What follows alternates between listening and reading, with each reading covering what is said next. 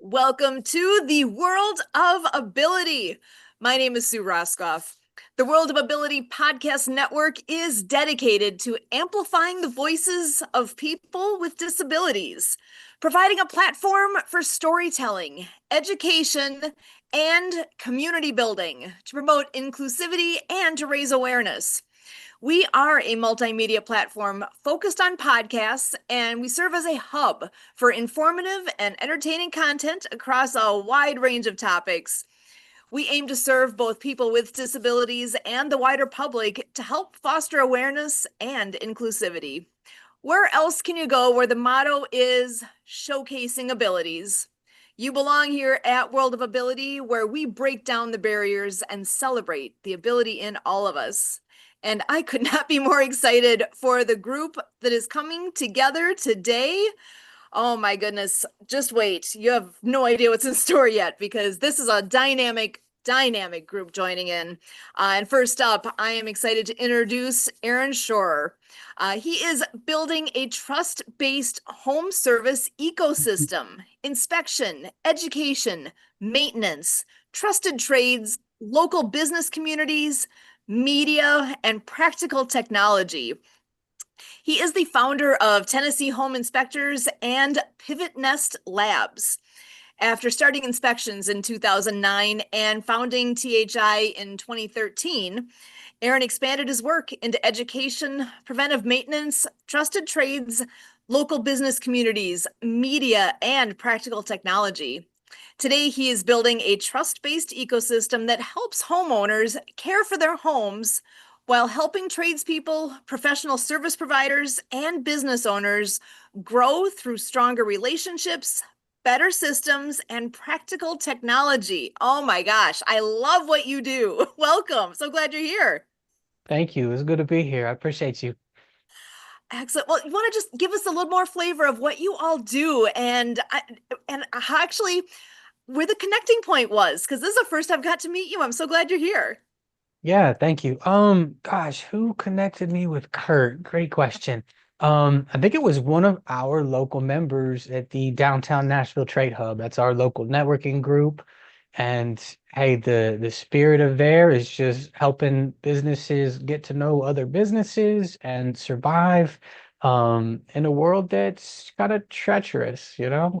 Most small businesses don't make it. So one of our missions is to help and advocate for people, work on knowledge. We have a monthly workshop and monthly networking group meetings, and I do some CE classes for real estate agents, and yeah, so I think that's how I got connected with Kurt, just a referral from somebody in the group that knows him. And man, he's been so awesome, helping us think outside the box for, how can we impact the community, not just boring business stuff, right? So what can we do to kind of beef up our mission and our purpose, and where can we be um impactful in the community?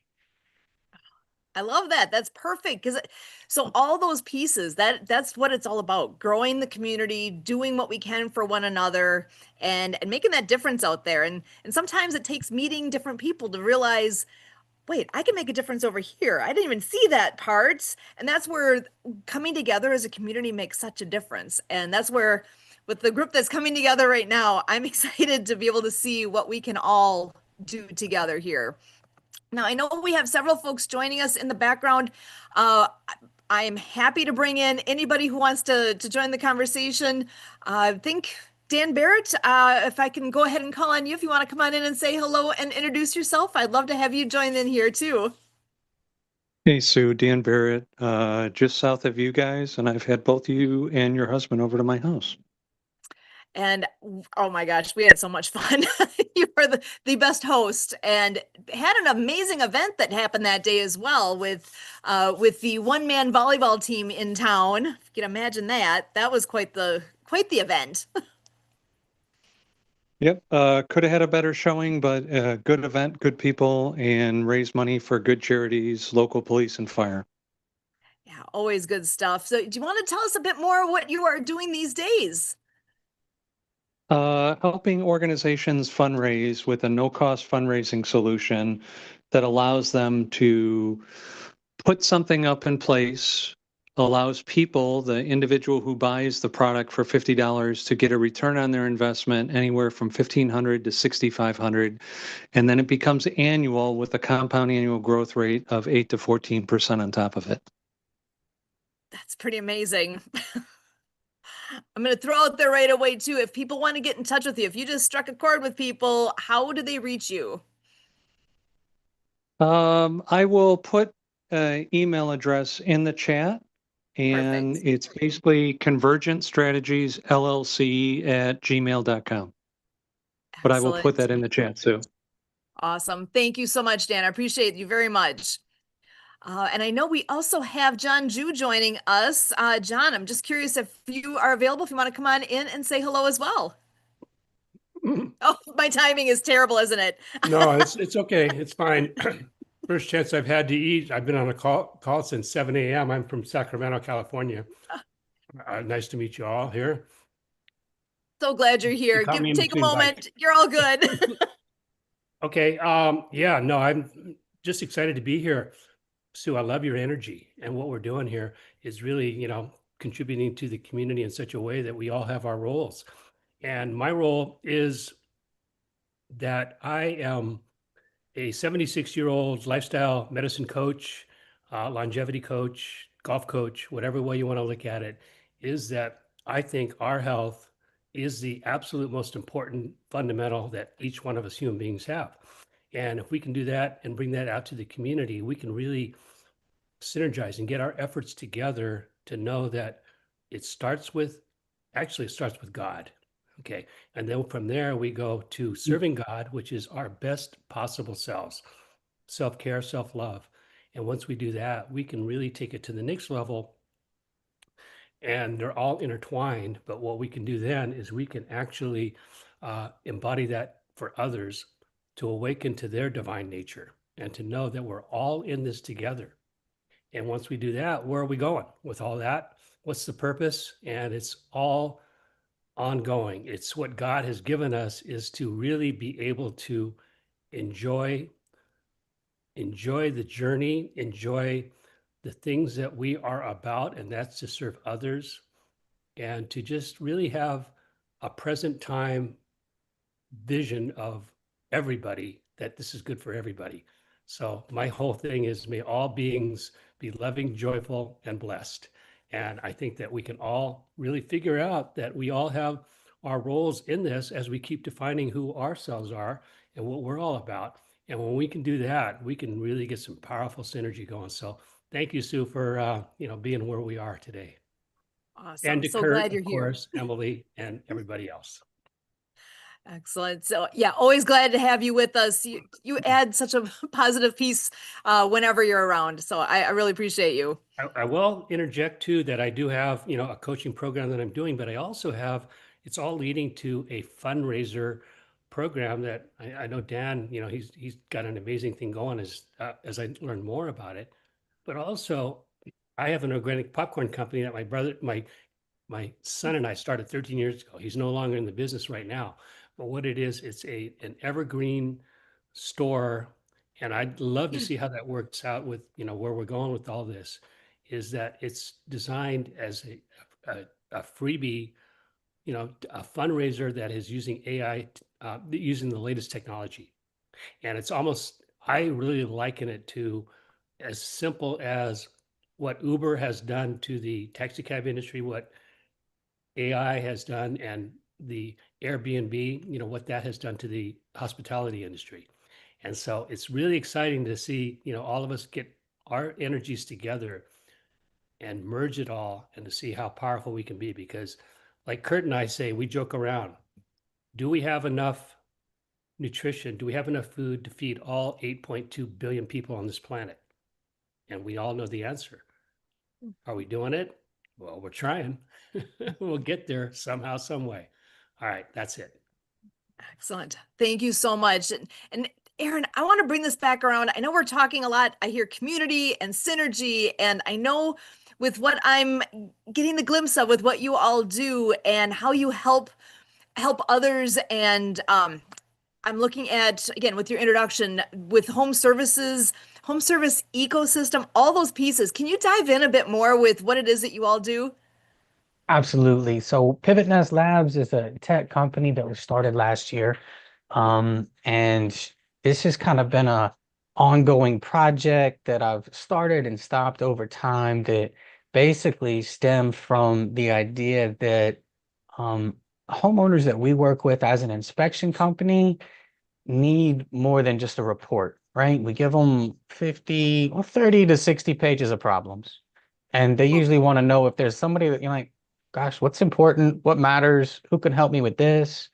And, I was looking at a way to make those relationships less transactional because most issues in a house go like when we create a report, somebody's in the process of selling a home, and we uncover these major issues that were at one time minor issues that went unaddressed, undiagnosed for an extended period of time. And they may have been a really cheap, easy fix at one point if somebody had gone in their crawl space, if somebody had been on their roof or in their attic. And we end up finding these small ecological disaster areas that need tens of thousands of dollars. And it's like, well, how can I continue to help people during their home ownership? How can we advocate for them? How can we decide, how important is this to fix and at what length? We don't want them to be oversold. So the more people that ask me for help, I started having to build relationships with more service providers in our area. And being able to, everybody expects us to know a guy. So I've been kind of dealing with these two issues and how they go together. And where we're at with it now is, we started having get-togethers where just round table in a conference room with sandwiches, getting to know the people that we were referring. And we want to call them trusted tradesmen. And like, well, I want to know these people because people work with who they like, know, and trust. If I'm referring somebody, do they do a good job? I need to vet these folks. And we started having these meetings. We started seeing people exchange business across the table and like, oh, you do this, we do that too, but we need subcontractors. Would you do that for our clients? And we're like, yeah, we can do that. And we just started seeing relationships form. And during the course of those meetings, we were able to identify people's needs. Like they had 30 seconds to introduce their business, and I'd let them ramble for 2 or 3 minutes and still be like, man, I don't know what you do. Eventually, I had to cut them off. So we started having workshops to help people with the needs that we were able to identify in the room. Just basic business stuff, sometimes complex business stuff, but usually pretty simple stuff that I felt comfortable having a seminar about or inviting somebody else to teach on. Um, and that started growing. People started coming to the seminars and the meetings and just saying, hey, this is great. How do I become a member? And I'm like, member, I just do this. I don't know what you're talking about. And Ben on our team is like, man, these people want to pay you. You got to give them an opportunity to belong here and to participate and contribute to what I'm absorbing as costs for feeding everybody and renting spaces, etc. So it's kind of grown organically to a networking group. And now with AI being what it is, we're able to basically empower this group with technology. And it's kind of a differentiator in our organization is that we record all the calls, all the meetings, we transcribe everything, and we run it through AI to help make connections for people. Because there may have been somebody at a different meeting that should have met somebody who was at this meeting and was just they weren't present to know each other. So we can make that connection later on. Wow. I got a small team of developers in the Philippines. I just got back from visiting them and from getting engaged while I was there, but that's a side quest. That's Um, awesome. it was very Congratulations. awesome. Thank you so much. So it's kind of what we've been building and we've been linking up. There's a Black Chamber of Commerce that meets at the same place we meet, and we started merging our meetings once a month. And they've been awesome, being integral and really growing together there. Um, and yeah, we're building a lot of stuff to empower people from homeowners to tradespeople to the people that want to know the tradespeople. The Trusted Tradesman is its own product, which is more of a tech product. And then we have the Trusted Trade Hub, which is the networking group. And we kind of bifurcated at one point when we started having people, when we called it the Trusted Tradesman, it's a little bit exclusive. People wanted the material and the content, but they didn't know if they should come because they're not a man and they're not in the trades. So I'm like, okay, I hear you. And let me think about that and what's the solution. And so we got the Trusted Trade Hub as a networking group side. So we have real estate agents and insurance agents and people who do marketing and video. They come to because the business principles go together, and there's a lot of opportunities for people to serve each other regardless of the industry they're in. Excellent. Oh my gosh. Well, and I'm hearing a lot of community pieces with that. And I do have one gentleman joining us. I know he only has a few minutes, so I'm going to bring him in to join this conversation. Brian Gibson is here with Project Die Hard. And I know, Aaron, with what you're talking about, I think this is great that you guys are on the screen here at the same time, that you'll get to hear a bit about what Project Die Hard is and who Brian is. And Brian, meet Aaron. And actually, have you met Jon Jew? I'm not sure if you guys know each other either. This is the first time I've met both of these guys, so it's a privilege. I can't wait to hear about Project Die Hard. Excellent. All right. Well, Brian, welcome. So good to see you. He is the founder of Project Die Hard, and we have actually Monday nights, we have a live podcast where we're doing updates with all the things going on with Project Die Hard, our Mission Monday update. So we're getting a little sneak preview of what's going on this week. Brian, welcome. Hello. I don't know if you can see me, but I can see you guys. Yeah, guys, I'm up here at Southpaw Bar and Grill in Murfreesboro, Illinois, a Club 22 member. That's a big shout out to the food service industry. Join our Club 22. There are benefits. But big thing is our annual Fill the Can challenge is starting on Monday. And this year we have our first real head-to-head competition. I'm so excited to hear that. Somebody called somebody else out and they answered the call. But you know what? You're going to have to tune in Monday at 18:30 to find out. Okay? Look, folks, I will help anybody that helps this mission grow. Let's talk. All right? Your first step is Susan right there. That's your first step. She does great work for the mission, and I am so proud of her. But yeah, I'm here plugging away. We're here till 1:30. Then I'm packing up here. Then I got to head back down to Paducah, VFW Post 1191, to see if we can get some more from Western Kentucky to interfill the can. Back to you, Sue. Well, and actually, I did a poor job of introduction here. Can you just take a moment and tell everybody, what is Project Die Hard? Project Die Hard is a faith-based, scripture-led veteran nonprofit building facilities nationwide where veterans can come and find hope. We are currently developing our first facility, Forward Operating Base Rush, that was donated to us in 2020. That's 20 acres in a 10,000 square foot building. And when this facility is complete, it will provide skill training, counseling, therapies, transitional housing for 12 single veterans and 2 veterans with their families for up to a year at no cost. Does that work? That works. Awesome. Well, and I know you are crazy busy with all the things you've got going on right now. It has been a big month with events and, let's put a quick plug in there for what happens on the first Wednesday of the month. Oh, the first Wednesday of the month, our fellowship breakfast. We've been doing that now going on 6 years. That is where veterans and the community come together and break bread, fellowship, support one another, and veterans eat for free. So when I say please donate to this mission, that's where it's going. It's not going to my wallet. I can't stress that enough, folks. We are totally transparent.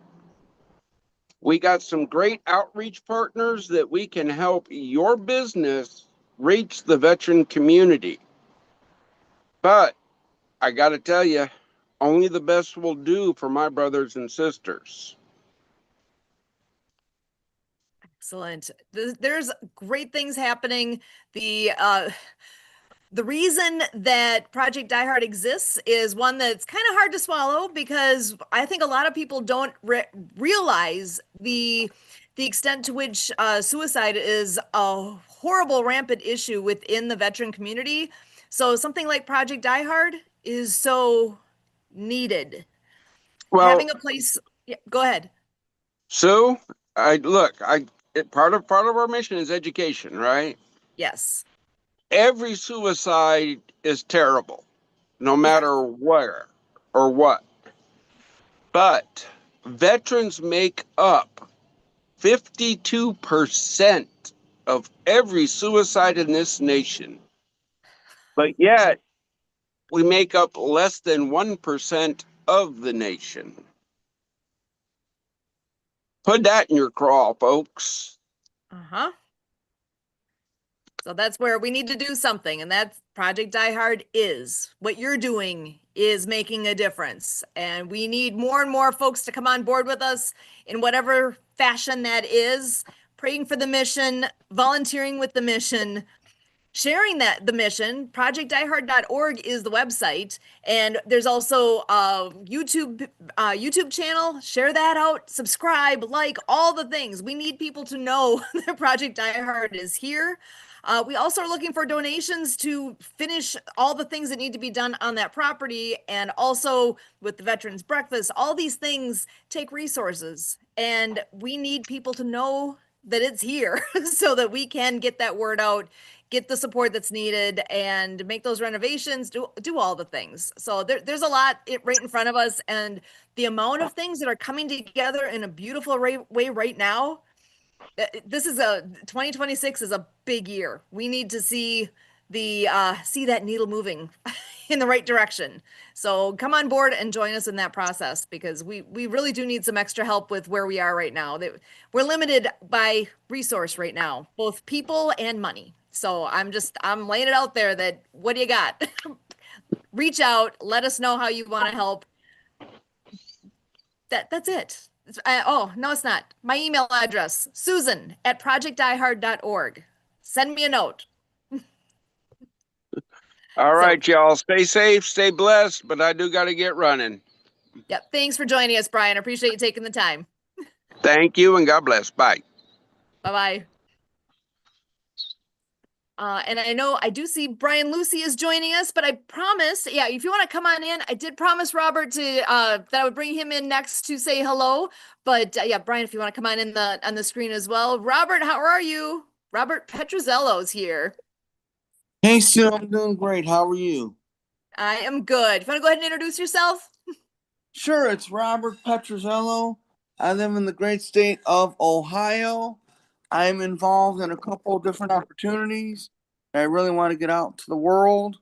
One is shoppingisrewarding.com. And then the other one is a social media platform, and that's connectwithrmpetro.com. And if you have any questions about anything that I'm doing on those sites, you can email me at robertstreasuretrove@gmail.com. I made it quick and simple. Beautiful. I love it. Thank you so much for joining us, Robert. If you have You're any welcome. questions along the way or any other comments, just let us know. And we got Brian Lucy joining us. Hey, Brian. Good morning. Well, no, afternoon now. It's afternoon here. So come on in and say hi. If you want to introduce yourself too, please. Sure. I'm Brian Lucy. I'm a real estate investor in Colorado. I do that and private lending, education, and lending. Well, that's a handy nutshell. Thank you so much. I try to make it very simple so I don't have to do more stuff. I love it. Brian's a great guy. He's joined us a handful of times here in the last few months, and I'm so glad to see you here because it's always good to get your perspective on things. I appreciate you. Well, thank you. I appreciate that.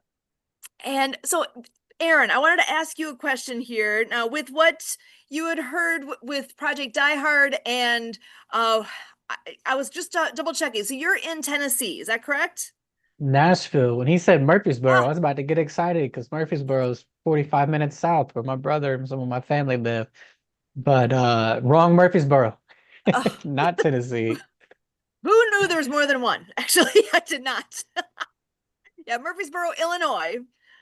So yeah, because he's located in Paducah, but the location actually where FOB Rush is located, Forward Operating Base Rush, that is in Makanda, Illinois, which is close to Murfreesboro. So that's all kind of in a nice little small area at the border there between Kentucky and Illinois. And I should say Forward Operating Base Rush is actually named after Courtney Rush. She lost her life to suicide, and that is named in her honor, in her memory, and all of the locations across the country as they've got to finish the first one before moving to the next. But that's all part of it, is honoring those that we've lost along the way. But that's where, with what we do need to do there, I'm curious about picking your brain a little bit at some point, Aaron, with what resources that you know that we don't that might be helpful in the process here with where we're at in all of that. So, and I see a picture. Kurt just popped a picture in here. Oh, very nice. Let me see if I can share my screen real quick. So there's a. Hold on, let me bring that up so it makes sense. So Brian is in Murfreesboro, Illinois right now at at Southpaw Bar and Grill. And I don't see where I can share that particular screen. Oh, well, give me just a moment here to do something different so I can make that work. Question. Yes, go ahead. Is it Aaron or Aaron? Very astute. Yes, it is both. Many people call me Ron. That's I think a pop culture thing for Keenan and Kel. And if you know, you know, and we laugh together. And if you don't, that's okay too. Exactly. I just had to have that question. And oh my goodness, we've got quite the party. I see we have Ben Thomas joining us, who is a colleague of Aaron's, or they work together. Yeah, Ben said he Excellent. might pop in. I don't know if he's in the call. Oh, I do see Ben. Double booked me, and I was in an informational call with a really, really exciting brand. And then we're looking at possibly making them a partner with the Trusted Tradesman as well. So I was double booked, so here I am. Excellent. Welcome. Actually, come on in, introduce yourself. So yeah, my name is Ben Thomas. I am a co-founder of the Trusted Tradesman, and I also have started my own sustainability podcast called Sustained Studio. So I'll be launching a platform soon called Sustained.studio, where my consistent conversations with leaders is just all put into this platform. So just trying to record all of these interactions like this on a daily basis, solving problems, and keep that going. And then the Trusted Tradesman, we also have a podcast called Building Trust, and we're hoping to bring a lot of these conversations from our ecosystem into our media network with the business that we're growing. And Jon was actually able to come on my pilot episode last week. So it's really great to see that we're building a community here. Oh my gosh. And there's that word again, community. It's what it takes to make all the things happen and move forward. So, okay, so give me a little background here. So if you two gentlemen created this group together, tell me a little of that history there with how that all happened.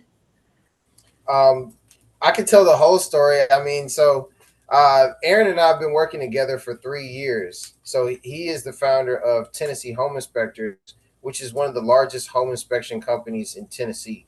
And so we've been growing the brand there, and we decided, hey, we've got a lot of trades and partners that help make this work. How do we give back to them? How do we solve problems for them? And then we started having these mixers, and we started creating so many solutions in our network. We had to formalize a membership organization. And then we realized that this membership organization is a worldwide opportunity. So we're establishing our first location, and we're going to scale to 3,000 nationwide. Wow. Oh my gosh, that's huge. So, and what is the pace do you think this is going to end up coming together on? How's this called? I'm excited for you guys. There's a lot going on there. Fast. It moves really fast because every time we launch something or we try something new, it pretty much works, and there's power in numbers. So we're like kind of bonding with more organizations, and every week we're growing in numbers because other organizations are showing up and partnering with us. And so that's the one thing that we've noticed is the community. We're natural community leaders, so we've been able to weave all the networks of networks into this network. So we're like a network of networks. So like every week we do different events. We do 3 events every month.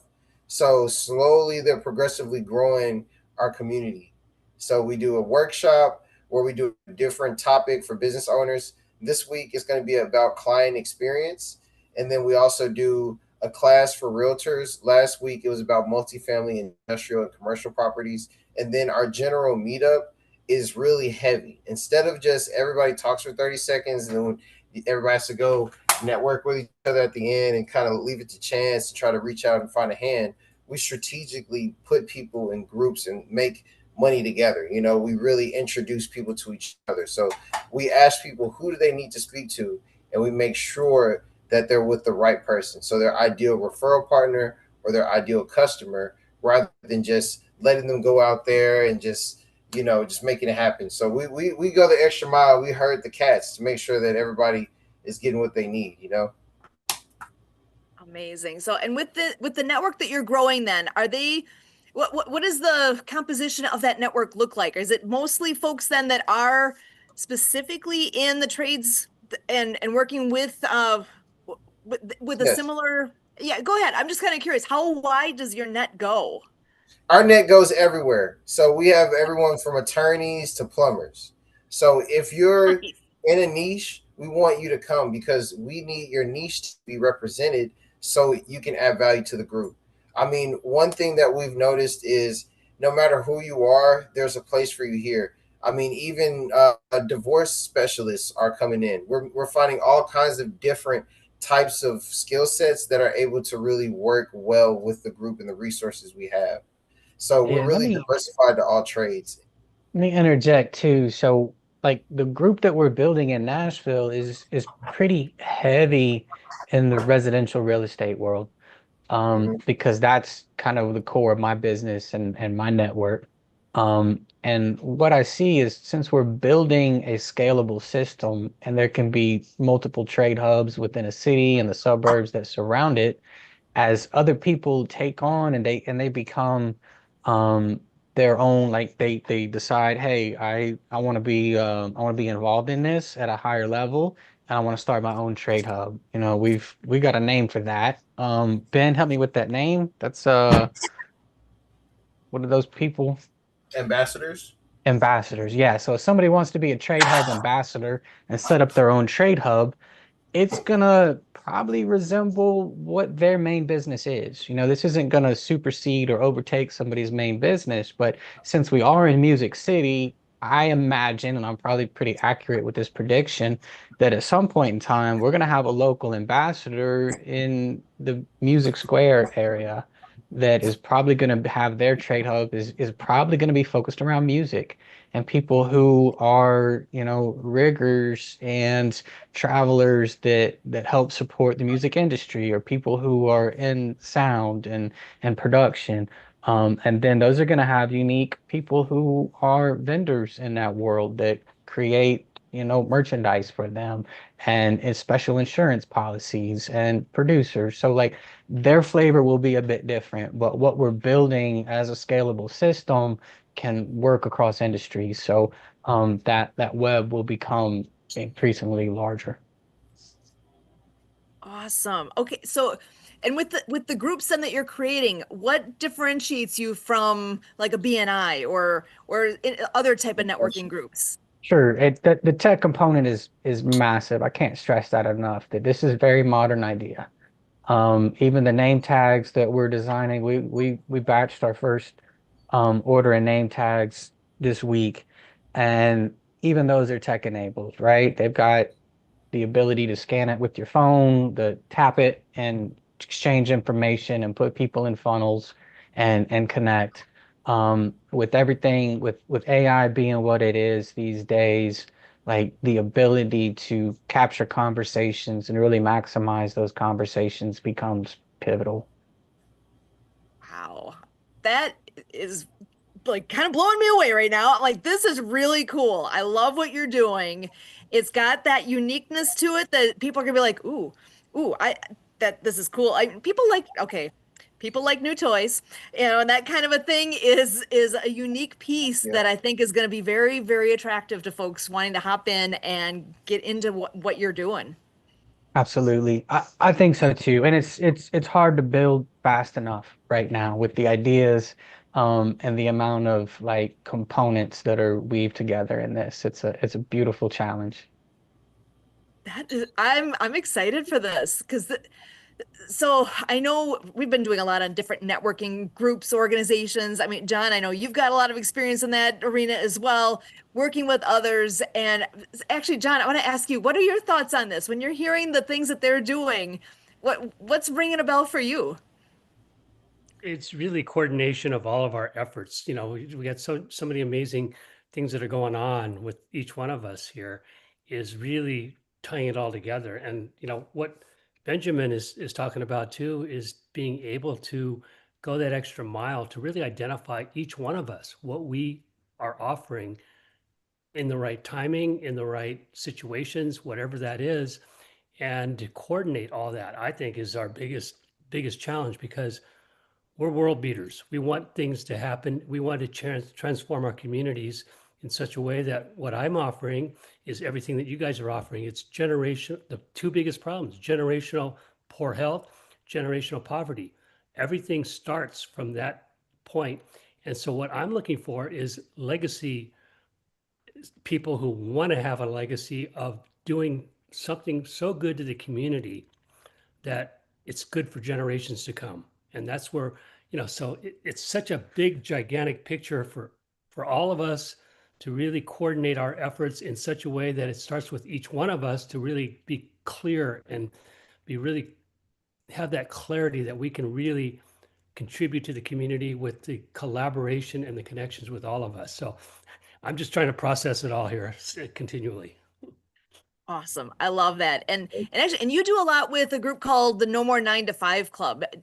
Are the others in the room here? Have you guys heard of that organization? That Brian one's new has? to me. That one's doing okay.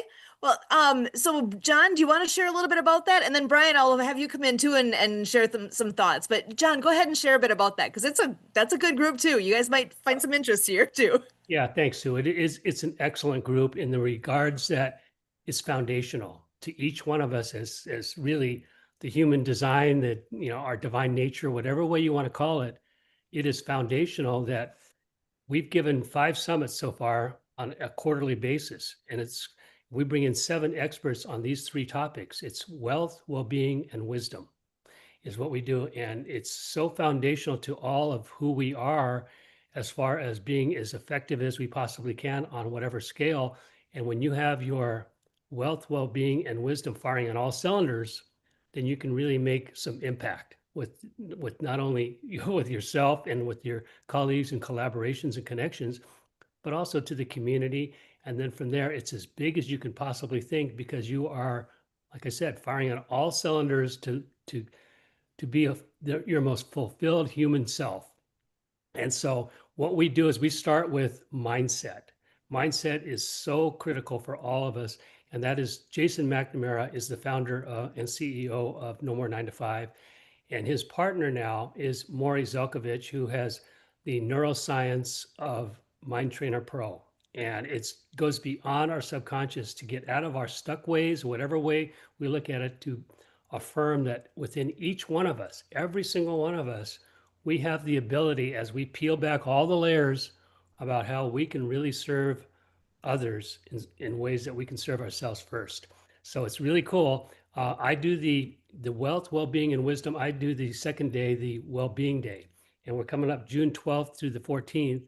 Is we're going to be doing 7 experts on each topic, and they're all intertwined. Jason and Lori and I do my best to put it all together to know that we've got such power between the 21 experts and the topic of wealth, well-being, and wisdom, that that's where our power is generated. And when we get that out to as many people as we can, and they understand where their role is in all this, because everybody has a role in this when they think this way, is it's very powerful.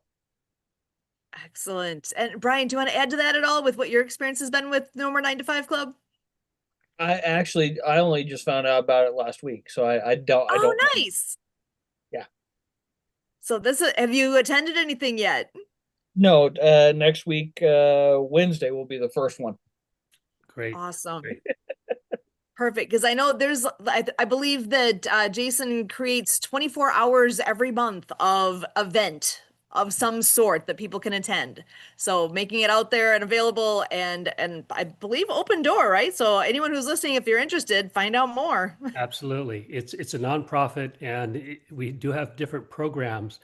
It used to be a one-stop shop for entrepreneurs. It took care of everything, but what we've done is we've really drilled down to the very foundation, the personal development part, and how that applies to your particular area, your role, whatever you're doing. It really is foundational to each one of us, is our personal development. I'll put that in the chat, and just know the connections. You're free to attend. I do the lifestyle medicine twice a month, and we talk about how that is the paradigm shift that is so necessary in our society today, with our healthcare system, our insurance system, all of our broken systems. It's so obvious it's not working for us. And I address elder health, but I also address, because they've manifested and I won't call them victims because that's up to them to, determine who they are. But what they've been doing is leading our society, our culture, with the systems that we have in place that are not working. And then what happens next is the caregivers, the ones who are taking care of their loved ones, their elders, who are going down a path of ill health and things that are not they've been normalized. When you age, you're supposed to have aches and pains, you have to have sore backs, you have to have chronic disease, you have to have a lot of medications. That is a total lie that we were being told, and it's taken our country down. And it works for every one of us that we're doing here, is that foundation has to have. We come from ignorance, and then we come from awareness to be knowing what that problem is, action, transformation. Those are the steps to solve these problems. And we have those steps. We have those steps in place. It's just being able to communicate that to others in such a way that they're ready to hear this message. They're ready to know that now is the time that we can make a big difference in the communities. Awesome. I love it. So Aaron, I just want to bring it back to you. Do you hear things in there that are similar to what you're working with? Or is it, I know there's a lot of, I'm assuming, kind of parallels with how networking works in different groups and different focus, but I'm just kind of curious, is this sounding like something that you might want to know more about, or I don't know what kind of timing you got? Absolutely, man. It definitely sounds awesome. I like thinking, oh man, I'd love to have him come speak at our speak at our groups because yeah, I mean those are topics. I don't know exactly when he says, no more 9 to 5. It's like, well, I work 7 days a week and all hours, so I don't know if I'm doing it right or doing it wrong. I've always subscribed to this idea of work-life integration, and as opposed to work-life balance.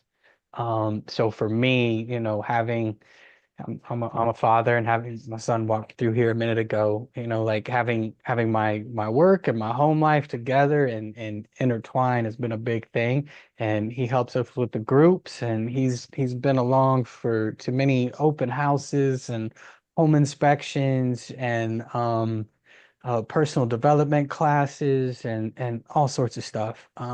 So I have no problem bringing my family into my work environment, which also means, hey, if I'm on vacation, I'm probably still going to answer my phone. I'm not 100% clocked out. I may have to take my laptop with me and get an hour of work in the course of a day or something like that. So I don't know if I'm doing it right or doing it wrong, but the idea of learning more about wisdom and wealth and well-being, I think is fantastic. My mom is 70 now, and she's like, gosh, she eats better than me. She exercises more than me. It's impressive. And to see her shift over the years as she's watched the years go by, and the idea of being human becomes more and more relevant. She's made a lot of effort. Hey, she wants to live a long time, and I'm paying attention now while I'm still young enough to make some of these changes. So it's sparking my curiosity and my interest for sure. I appreciate that, Excellent. Aaron. I'll speak a little bit more about the name No More 9 to 5. It's the concept of really no more 9 to 5 means that we're not working for somebody else. We're not being leveraged by somebody else. It's leveraging yourself and your power. Mm, Not for everybody. It's for entrepreneurs who really see that the power is all within themselves to be their best possible, fulfilled, authentic selves, as they can share that with others to really awaken and empower the divine nature in all of us is a nice role to have.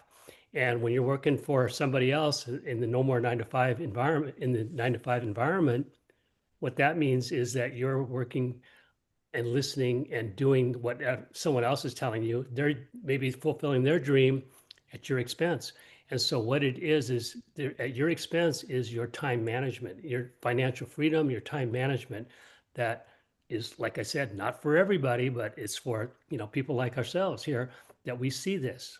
And when you have that, to really have the opportunity to do everything as God designed us to really love, living in the moment, live in the present time to the point where we just share our abundant love with everybody else. If we can do that, that's really pie in the sky dreaming, but you are absolutely doing the right thing right now. You question it and you know that you're not questioning it because you're really drilling down to yourself and who you are and what you mean to the world. So that's basically what I'm saying. that's great, man. No, it's something I looked at early on. I was in school to be a computer engineer, and I saw my future in a cubicle, and kind of turned the opposite direction. And I've been kind of making my own way in the world since that decision. And I like the independence and the ability to kind of pave my own way. It's always been big to me. Um, and everything, it started out being self-employed, and it's been a progression. Eventually, like, all right, I did it because I wanted to do life on my terms, and being self-employed was my way to do it. And as a craftsman, it's a bit on the fringe. It's counterculture. There's not a lot of that in today's world. I didn't even know if it was possible. Graduating in the late 90s, we were pushed so hard to go to college and follow a professional path. Um, like guidance counselors didn't really talk about the trades or an idea of having a future in the crafts. So then to be a furniture maker was a really weird idea, and I had to present this to my parents in such a way that it made sense. And I ended up studying in Scotland to do that. And it was, like, if I can turn a hobby into a profession, will I ever actually work? Was kind of my bent. And what I found out, on the wealth side of things is that, man, that's a really hard way to make a living. And other people don't value that for the amount of time that's in it. Can I reach that? Is it Ikigai concept where, our passion, people value it, and it sits well, it gives me purpose, and I'm well compensated for it. There was a component missing there that I had to go find, and I found it in home inspections. It's a very good way to make a living. And you are compensated well for it.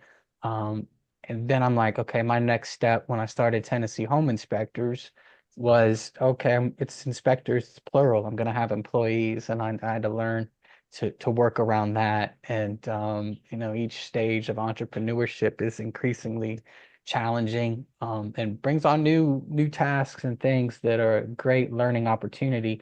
And it became then more about, okay, now I'm serving these employees because I have this massive responsibility to them and their families. And there's been, most years I have employees that earn more money than I do. And there's a lot of sacrifice that goes there. But I still do it because of a bigger vision and picture that I see. And then it's the same thing with what we're building now, as a tech company. It's just a whole new vision, and it's like, well, I can help more people now. If I do this, I can see more reach in it, and more resources being shared, which is it's empowering for me, and it's exciting. That's beautiful. I just want to interject one more thing there, Aaron. What you just said I congratulate you for being clear on your life's journey up to this point, and just knowing that that's basically one of our foundations, the wisdom part. You're learning from what you've been doing, and just also know, and I'm sure you know this, is that it's an ongoing journey of learning and making mistakes and doing the things that we do. But also know this, is that we are in a very select group, entrepreneurs, taking control of our own lives 100% is really the key to who we are. And once we get that amplified to the world, when we get up and jump up and down and say, hey, I can help serve you because I know who I am 100%, then, and I'm still learning this, and I'll be 77 in a couple of months, but it's a journey, and wealth, well-being, and wisdom are the components for my life. And that's what 9 to 5 is about. And that's what we're all about. Excellent. Well, I know, Robert, you got your hand up. Why don't you come on in and share with us? Yes, I just want to also say that I think Aaron would really benefit from something else that we're doing with the My Marketplace and stuff. So Aaron, we're coming out with a product called America's Home Link. And that's going to be for home professionals to be put into that platform. So if you're interested in any of that, it's not going to be out for a couple more months or something. But reach out to me, and we'll chat. You can email me or something. Sounds great. And what was the name of that one more time? The name of it is America's Home Link. But it's not. There's no website right now. But you can email me. You can email me at Roberts Treasure Trove or Troves, either one. Well, they both go to me, and just tell me how we met, and I'll tell you about it because it's pretty exciting stuff. Cool. Would you pop that email into the? Oh, you already did it. Yeah, I got that in there. Double check me, Robert, that I got it all spelled correctly. Oh, Kurt did it too. Kurt did it too. I love it. Thank you, guys. Yep. Excellent. Thanks for adding that. And actually, John is actually on Connect Social already, so I commend him for doing that. Thank you, John. You're the best. I'll pop my email in the chat as well too. So yeah, that'll be great. Let's connect. Let's connect for sure. All right. Thanks. Excellent. And I know in the background I also see Wilkester. I'm just wanting to open the door here. If I'm not positive who that is, so if you wanted to come on in and say hello and share anything, you're welcome to do that. Just let me know. And let's see, making sure, because we've got a handful of friends in the background. I just want to make sure, even like Ben, if you want to come on back in, if you have any other things to add, by all means. And yeah, I'm here. I'm just listening to the conversation. I'm doing a whole bunch of stuff. In the time that we've been on this call, I have made salmon, Brussels sprouts, and now a pineapple smoothie. I cut a whole pineapple. So yeah, I did a lot in the kitchen, and I'm really loving this conversation because there's a lot of synergy between these groups, and I already see 2 potential referral partners here. So, and then it's on both sides, so it's just really great. And there's a lot of natural synergy in this group. Excellent. And that's what I love about this. It's always amazing to me. We never know each week who all is going to be coming in and joining the conversation, but I am blown away week after week with the connections that do get made. So this is wonderful. I'm always grateful for all who are coming on in here and sharing. So, and Aaron, I want to just throw it back to you. What else would you like us to know about what you all do and offer? And anybody out there who might want to reach out and find out more, what haven't we hit yet? That's a good question. Ben, do you have any input on that, man? I know you're still tuned in. Um, Yeah. what are we missing on? I know you missed the first couple minutes, but we'll Well, we kind of could run talk through more what about we the do. differentiator, what makes us different from a BNI. I actually study Ivan Misner, and I'm a big fan of the BNI structure. And what makes us different is the fact that we really believe in the concept called referral monetization. And our goal when we create the stated income for each trade hub is to create actual income for each member and each person who's interacting with the group, either as a partner or as an actual formal member.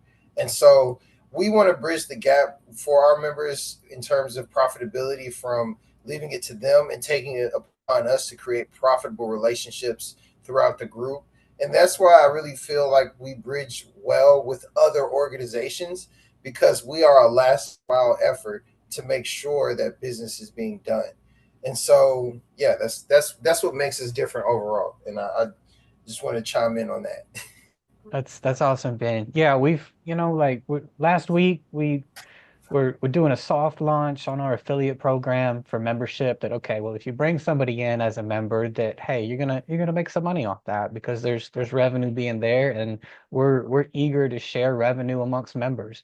So, with the trusted tradesman aspect of this being just a strictly a tech platform and a network where, hey, homeowners come in, they're looking for somebody they can trust.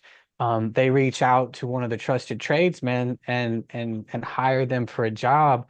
Well, we didn't sell leads. Like, I get really bored with paying for leads through services online. I'm not even gonna mention them.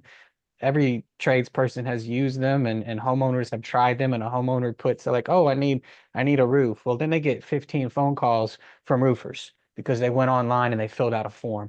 I hate that because I had to pay for a lead that 14 other people paid for too. And I was 3 minutes into that lead, and that person's already signed a contract with somebody else. So for me, it's like, I think I just paid for a waste of time. And this lead wasn't even pertinent for me. They were looking for an appraiser, not a home inspector. And I had to pay $20 for the opportunity to waste 3 days of trying to reach back to this person because I felt so obligated, only for my request for that lead to be reimbursed, for them to say, oh, I can't reimburse your lead because I couldn't confirm that that person didn't need a home inspection.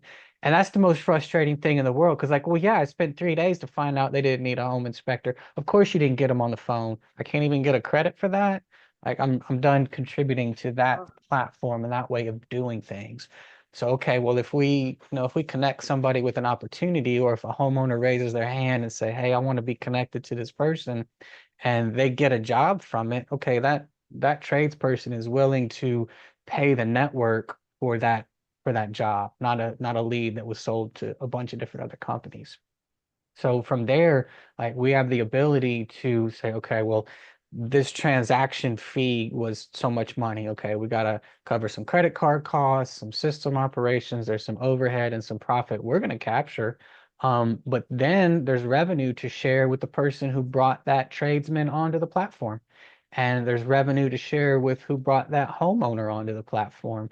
And we're able to distribute that money to multiple people in such a way that makes a lot of sense for everybody, and creates an opportunity that's viral in nature. And I see strong growth once we get all the components set. And we got a lot of them, but like I said, it's building piece by piece, one step at a time. And it's easy to get a couple of the components, but to get everything in harmony together is a massive undertaking. Um, and yeah, that's kind of where we're at with that, a massive differentiator. Um, and that's interesting. I've never really heard how that back end works when you're looking for leads like that, and that there's that much of a cost, and that many different organizations, different companies that are grabbing for that same customer, and that Mm. that's quite the racket. It's That's it's amazing. frustrating. And you see Yeah. that in, like, if you needed a tow for your vehicle and you went online and you filled out a form, it'd be the same thing. If you want to transport a vehicle across the country, it's the same thing. If you want an insurance quote, what you're going to find as your first sponsored hits on Google is these brokerage, kind of lead brokerage companies that do sell that lead to all these different places. And it's frustrating as a user and it's frustrating as a vendor. And it's just, I want to do something different. So we kind of thought this up, and it's how we're doing it. That makes a lot of sense. The more you understand, the more you know. The more you know, you need something like Trusted Tradesman to be able to be that starting point for somebody when they're in need of a service like that. That is there like a most common kind of a thing that people are looking for, or if somebody is looking specifically for somebody to work on my chimney, do they come directly to you and then you point them in the right direction? How does that part logistically work? Absolutely. We give referrals to chimney companies too. Yeah. Yeah, we Excellent. just sold a chimney like 2 weeks ago. Yeah. Yeah, I'm thinking about all the things around here. So, okay, now I'm thinking where you're located. So you're in Tennessee. Does your reach at this point kind of just it's local at this point yet, right? You're working to expand beyond where you are now. Am I hearing That's that part right. correctly?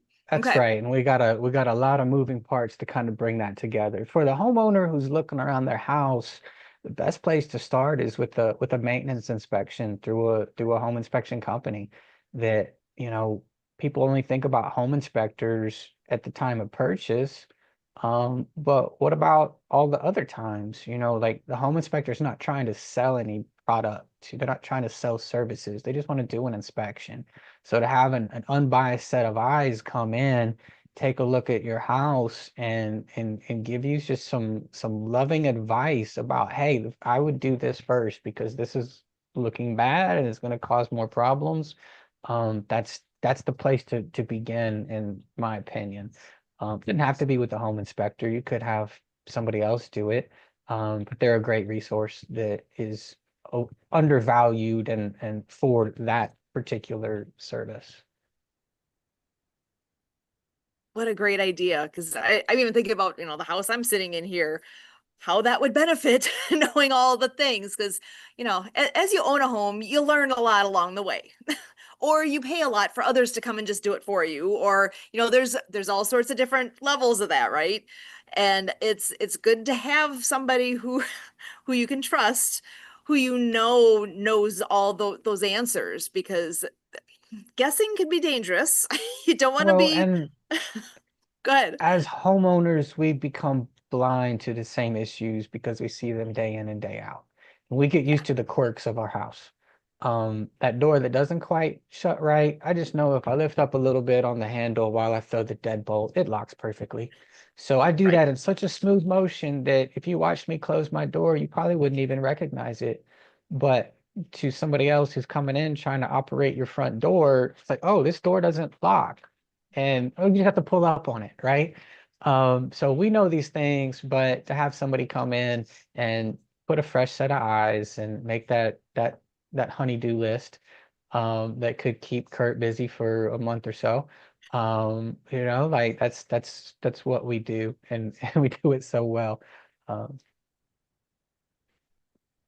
And okay, and I'm backtracking just for a second. I know you had talked about making furniture. Tell me more about that, because that is actually really unique and I think really cool, because my dad was a carpenter. He spent most of his career as a carpenter, and he's done that kind of thing. He made the cabinets he's built houses. He's done a lot of things, even like the tray table that we have in our living room that slides in under the edge of the couch, has the cup holders, all the things. I'm like, we use it all the yeah, time. And I yeah, was yeah. like, my dad made this. This is so cool. It's How did a you get Made it's his a started? watch too. He even made his own watches. You got it's it true. on? I have a watch that I made on, yes. Yeah. So it's got a company logo on it. If I don't get too much reflection, I don't know if you see it. Anyway, That's so yeah, cool. I like working Craftsman. with my hands. It's just a need that I have personally.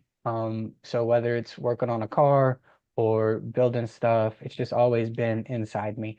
I took things apart when I was a kid. If there was a toy that was broken, I disassembled it and tried to fix it. And I did have a passion for vacant houses that were under construction. I used to go explore them, and I used to ride my BMX bike around great distances to go check places out and climb up in the rafters and whatnot. Um, so how things went together and how things work was just always a big curiosity of mine. And when I was in high school, we lived on a decent sized piece of property, and we dropped a lot of trees, and we had a sawmill, and we cut these up. My stepdad was a doctor, a surgeon who worked with his hands, and came from his dad was a vet, and they came from just a normal family. And he grew up and paid his way through college through welding and electrical work and other stuff. So he was blue collar at heart, but a surgeon. And he taught me a lot of things. And we had a amazing wood shop. And when I took my hiatus, when I dropped out of school at Georgia Tech, I just trying to figure out what I want to do with my life. I just was spending more time in the wood shop and building stuff for myself. And gosh, the days went by so quickly that as I'd wake up in the morning excited about what I had designed and what I was trying to figure out how to build, and spent a lot of time working with my hands and these beautiful materials that we sawed on our own farm. And I helped build the house that we lived in, and we built bookcases and fireplaces and wainscoting and trim and all this stuff, cedar closets. And I don't know, I just really loved the wood shop. And so when I saw how fast my days would go building the things that were in my heart, I thought, man, this would be a great way. I wake up in the morning excited, and then when I was hungry, it was lunchtime, and then when I was hungry again, it was dark outside. And I thought, this is really the way. So I went to school in Scotland at the Thomas Chippendale International School of Furniture for about a year to find a really intense program where I could learn at a pace that was good with me. I tried going to college at Tennessee Tech. Tennessee Tech has a center I got a craft center that is an amazing facility. They had a great woodworking studio, but it was still a 4-year degree, and I had to go to the main campus 2 or 3 days a week and take history and English and just stuff that seemed really unimportant for the goals that I had for myself. So to get a fine arts degree just wasn't doing it for me. So I went to Scotland and got into a setting that was as intense as I am. And that's what I needed. So I came back to the States. I had reached out to a lot of people. I was at a craft fair in Beersheba, and I was drawn to some handmade furniture, and I'm flipping through a portfolio that was on his table. And I said, stuff looks really familiar. I said, did you get an email from a kid in Scotland going to school there? And he's like, yeah, I did about 3 or 4 months ago. I said, hey, how you doing? I'm Aaron. And Randy was one of the person I had emailed, and he invited me to get involved with a furniture making society, what's it called? Cumberland Furniture Guild, that was meeting kind of like a AA meeting for woodworkers. We'd meet in the shop in Nashville. They met once a month. He invited me out to one of their meetings, and I showed up with a piece of furniture that I had built and set it up with all these pros to be like, hey, critique my stuff. I'm really interested to see what you think about this. And I was able to meet lifetime furniture makers in Middle Tennessee and jump right into the middle of everything that was going on. The person who owned that shop invited me to have a bench in his shop in Nashville. So I committed to that, and I lived there in the apartment upstairs, and agreed to work his studio and answer phones, and I had my own bench. He bought a couple pieces of furniture from me that helped offset my rent. And it really helped me get a start in business as a self-employed craftsman.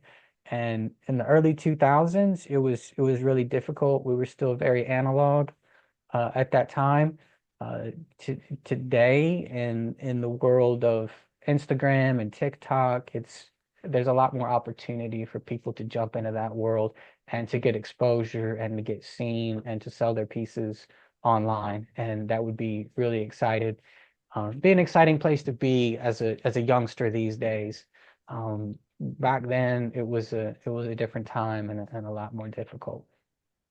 So, I had to rely on furniture shows and exhibitions and articles and papers. Yeah, the internet was a thing, but it wasn't as widely adopted. Facebook wasn't what it is now.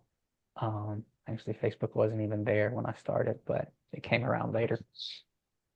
So yeah, it was a thing. So for professionally, I did it for I think 7 years before I jumped into my next venture, and then got in the home inspection industry in 2009, late '09.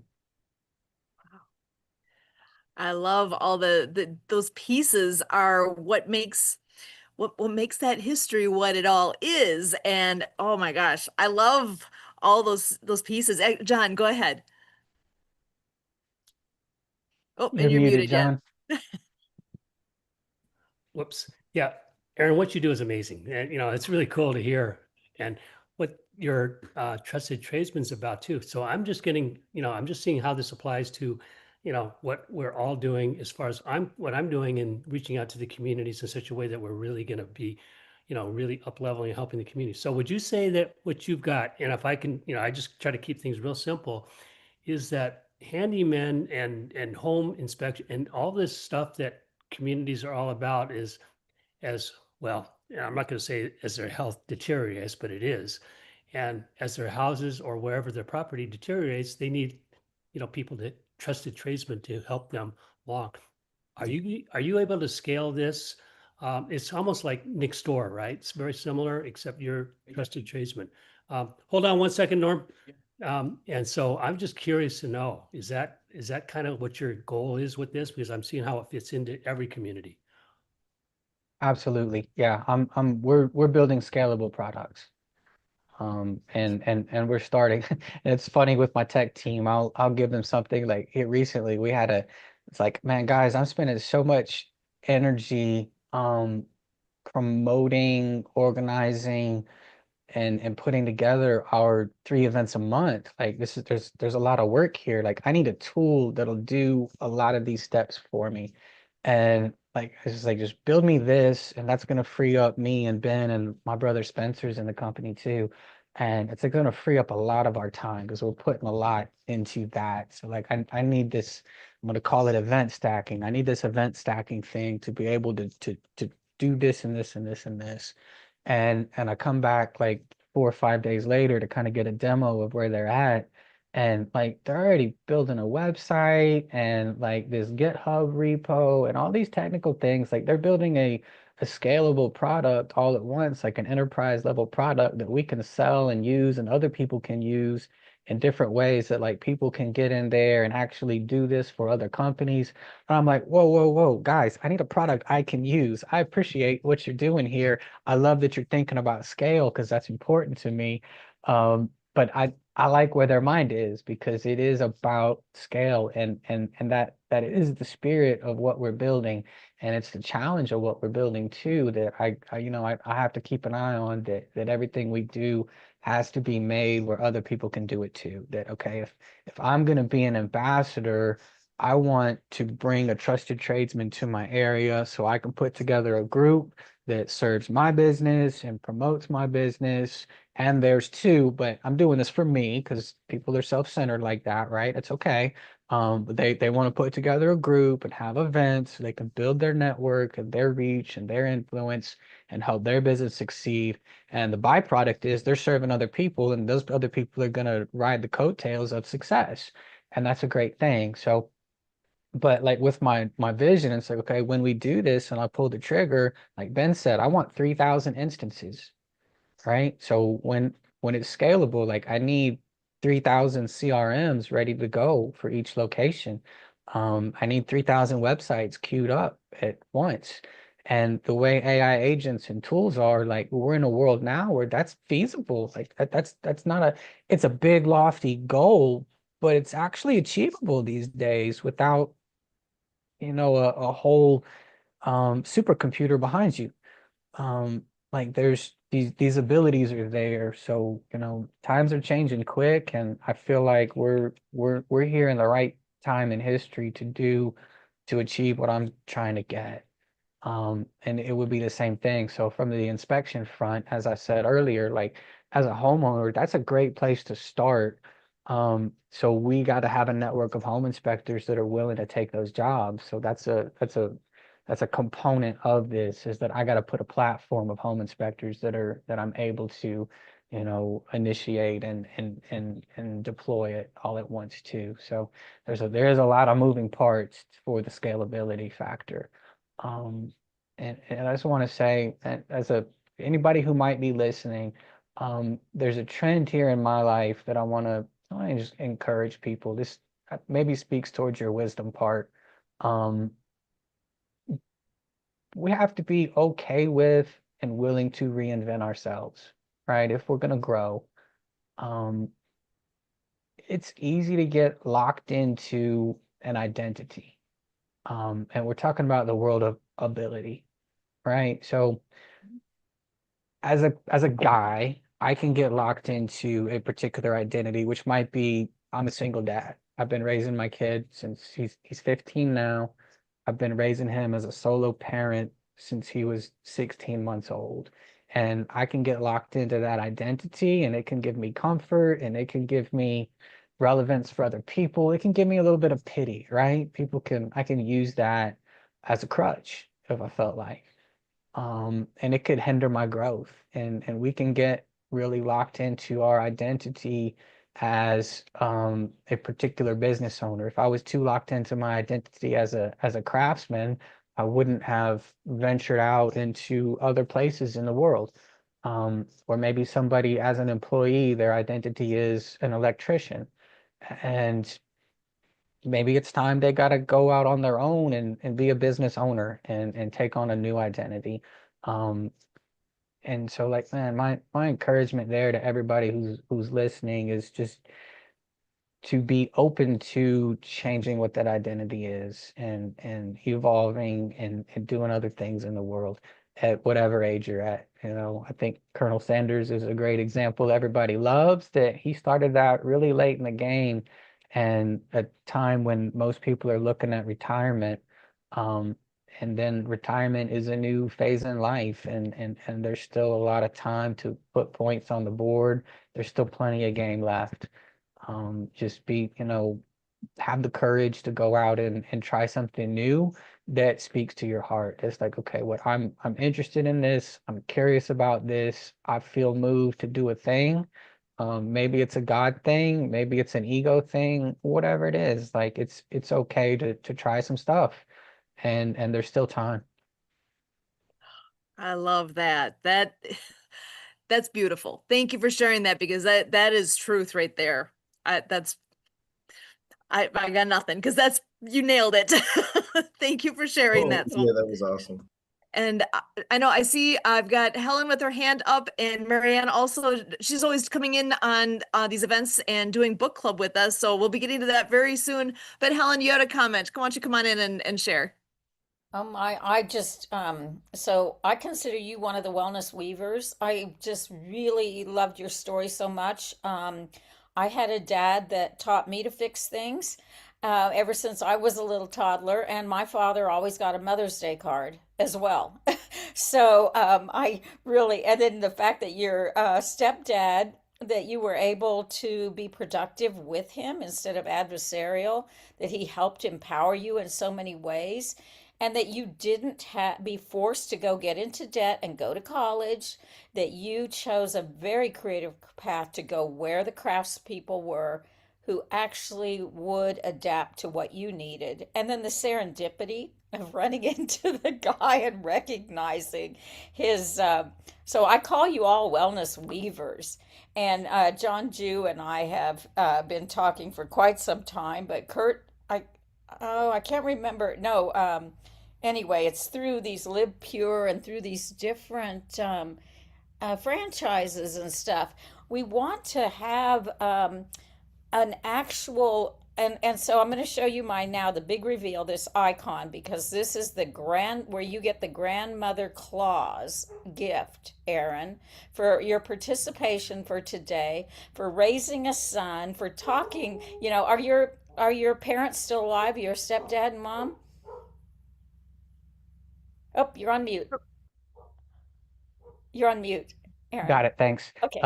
My mom is alive. Yeah, she's 70. She lives about 30 minutes from here.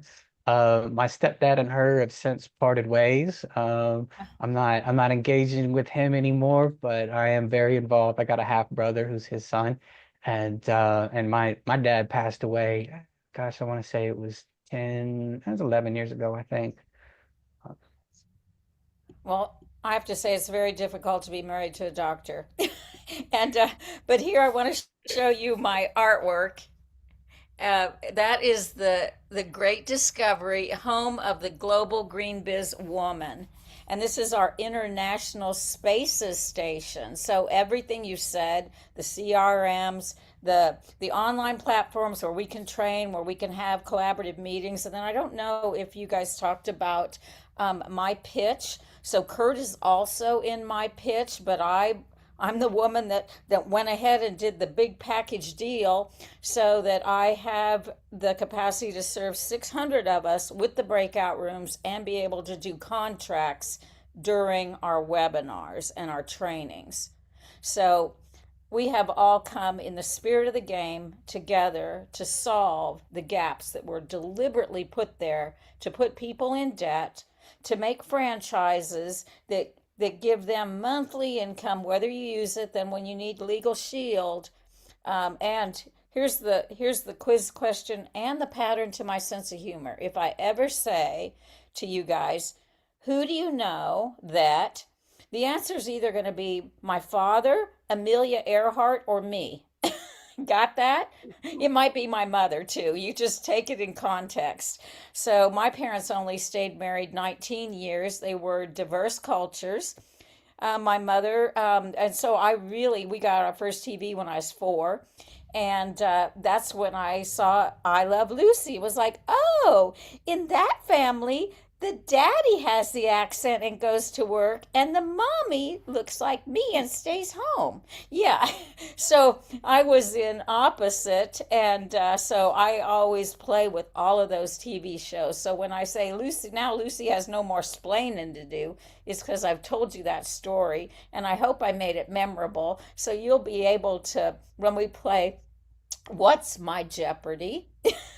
Where we play it with, what's the person's jeopardy to losing their home because of inflation and because they couldn't keep up with the repairs and they cannot pay those humongous prices of people. I mean, for me to pay somebody $65 an hour, it's like, excuse me, I don't make $65 a day.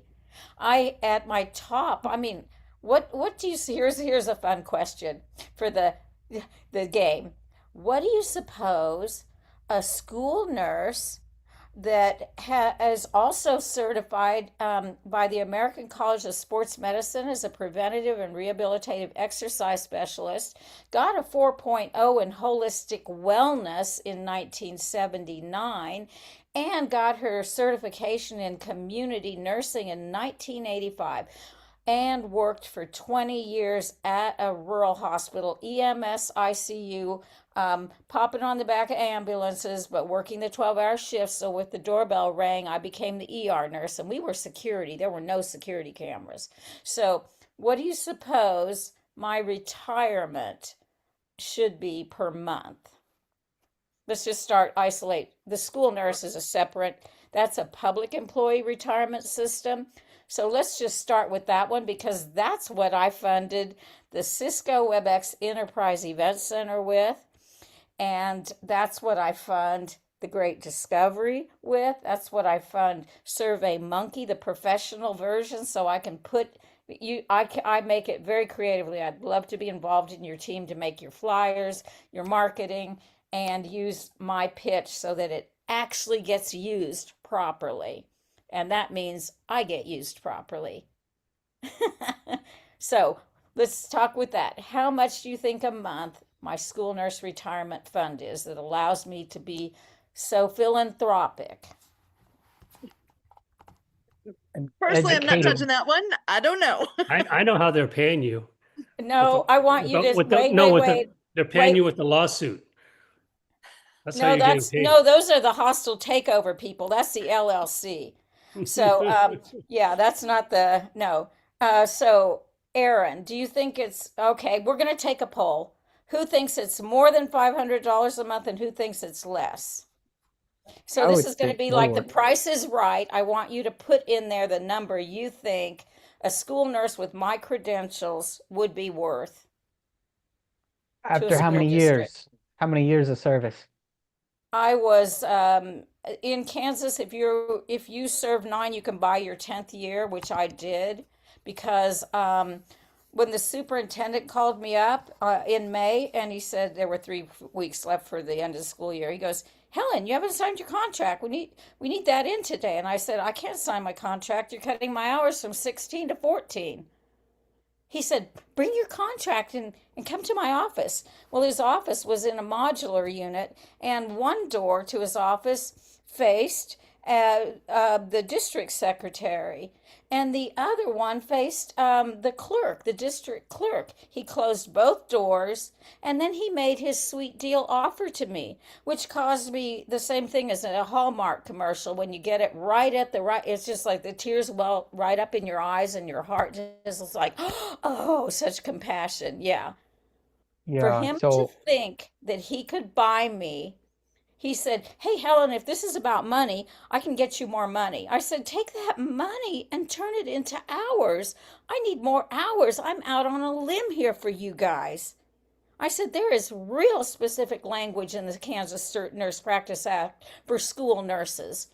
I cannot decide whether I'm going to come to school after the buses arrive or try and leave before they, because there's just no way when you're only there 2 days a week that you can catch everything that needs to be done and delegate everything and, catch the parents and the kids and all of that."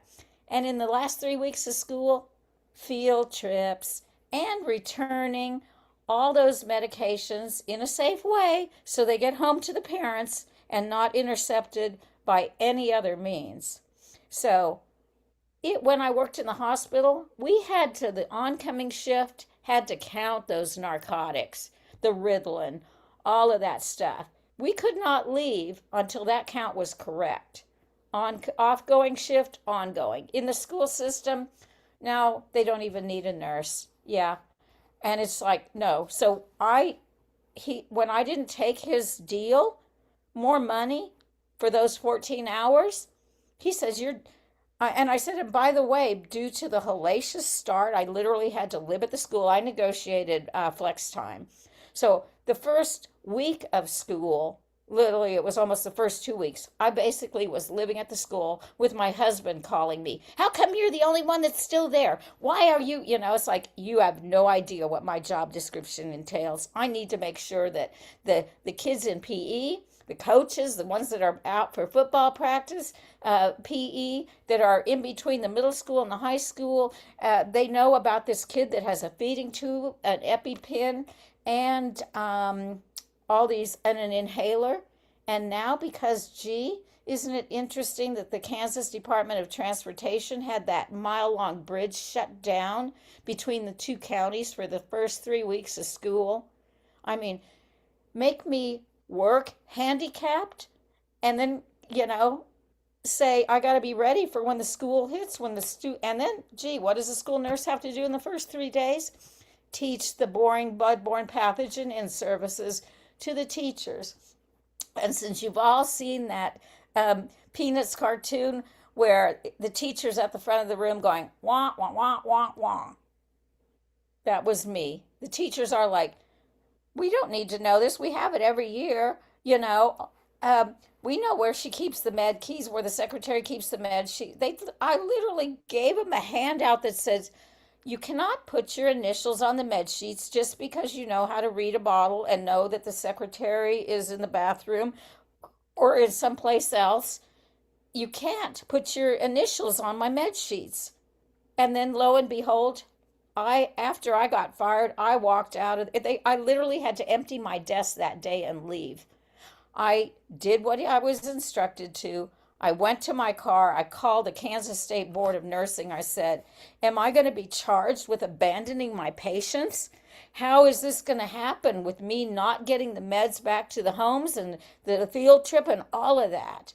And she said, if you got fired, you're not liable. And then they subpoenaed the records. And guess what they did? I got told I needed to take an in-service in the Kansas Nurse Practice Act and another one in proper delegation. And furthermore, if I wasn't going to do that, they were going to list my name in the Kansas Board of Nursing newspaper that said I was being disciplined. You know who needs to be disciplined? The people that allow this stuff, that never even ask the nurse, is there any other way you can prove you delegated to the people and that you had a piece of paper that said, don't stop doing that? Yes, if they had asked me that question, I could have produced it. Now I'm done. Thank you for letting the truth get out. And is the quiz, the answer is I do all of this on $162.39 a month. Okay. And Whoa, my that's wild. my total streams of income, because my family was so important to me, and I had a grandmother that lived to be almost 106, and I stayed home with my children until they were potty trained, and then I took them to Actually, work with Helen, me. hold on one second. I just want to, sorry to interrupt. I know Aaron said he has to get going, so I just wanted to take a second to give some gratitude your way, Aaron, for joining us today. I really appreciate you being here and all that you shared with us today. Thank you. It's great to participate. Thanks for the invitation, and we'll catch up with you guys later. Aaron, I'll you're be welcome calling you to tell you what you won with the Okay. grandmother clause, what's included. Okay, Helen. Aaron, you're welcome to come back anytime. Same day, same Okay. time. Same. Thank you so much. Guys, have a great weekend. Bye-bye. Yeah. You Keep up your too. amazing Thanks, work. Aaron. Thank you. Well, and I know we do have Marianne joining us here as well. I want to give her a chance to come on in. Marianne, how is your sound right now? Are you able to hear us okay? Yes, I am. Happy Saturday, everybody. Yes, I'm Marianne Ambrose. I go by Marianne of Waikiki. I'm the author and Apple game developer of the Acts of Kindness series featuring 200 folk manus puppets. My books are written for animation movies with sign language characters and a soundtrack by Lucy Lynch and A Perfect Wave. Thank you so much for letting me showcase these books every Saturday as the book club. And we normally have Santa Papa John, our storyteller. We'll see if he shows up here, but I know Marianne, I told you a couple different times, Santa is not coming on today. He had something come up unexpectedly. Emily, I'm experiencing a hearing loss and audio problems, so I did not hear that. I put it in the chat, Marianne. Okay, I didn't see it, Emily. I had to turn off my phone, so thank you for bringing it to my attention and understanding what it's like to have a hearing loss and not getting some of that information. That's okay. We're going to move forward, Emily. So I am going to be reading the Cool Acts of Kindness book, and Leon should be joining us. I know he was doing some errands, but he said he was going to make the commitment to be here. So I do see I'm Leon here. McLaughlin here. Oh, he's here. All right. So if Sue, if you could be kind to play the book trailer, Cool Acts of Kindness, then I need to move forward to read the last chapter. I have a doctor's appointment, but we're going to have Leon engage with it. And we also have a video from World Water Day. So I appreciate your time right now. And Leon, you want to introduce yourself first, and Sue can set up the video that we created for this amazing book? Yeah, I'm Leon McLaughlin. Hi, hello everybody, CEO of Clean Water Foundation, and we've been working with Marianne, doing a Water for Children music projects with some of her characters, and we're going to be doing a lot of projects together this year and next year on our Water for Children music projects around the world. Excellent. Well, and I do have the screen share all set here. I can go ahead and play the video. For the love of water, World Water Year. Join us as we celebrate World Water Day with the fourth book in the Acts of Kindness series by Marianne of Waikiki. Meet Robo Motivation, a brave robot delivering clean water to schools worldwide. Alongside Waterflow the whale, our deaf ocean hero, they show that every act of kindness can change the world, one drop at a time. Plus, meet Pollination, the inspiring bee championing sustainability, and Mr. Penmanship, the Emperor Penguin, urging you to stand up for climate change by writing to Greenpeace. Powered by Lucy Lynch's Love is the Only Way. This movement reminds us that love, kindness, and action create waves of change. This book is dedicated to Leon McLaughlin, founder of Clean Water Foundation, Seattle, Washington, USA. All U.S. classroom teachers can request copies for every student through DonorsChoose.org. Support a classroom, build a future. Get your copy today on Amazon and visit actofkindnessseries.com. Unite for the love of water.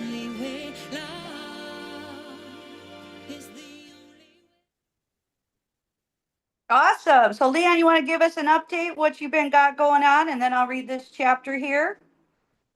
Yeah. Can everyone hear me? Yes. Yep, you're good. Yes.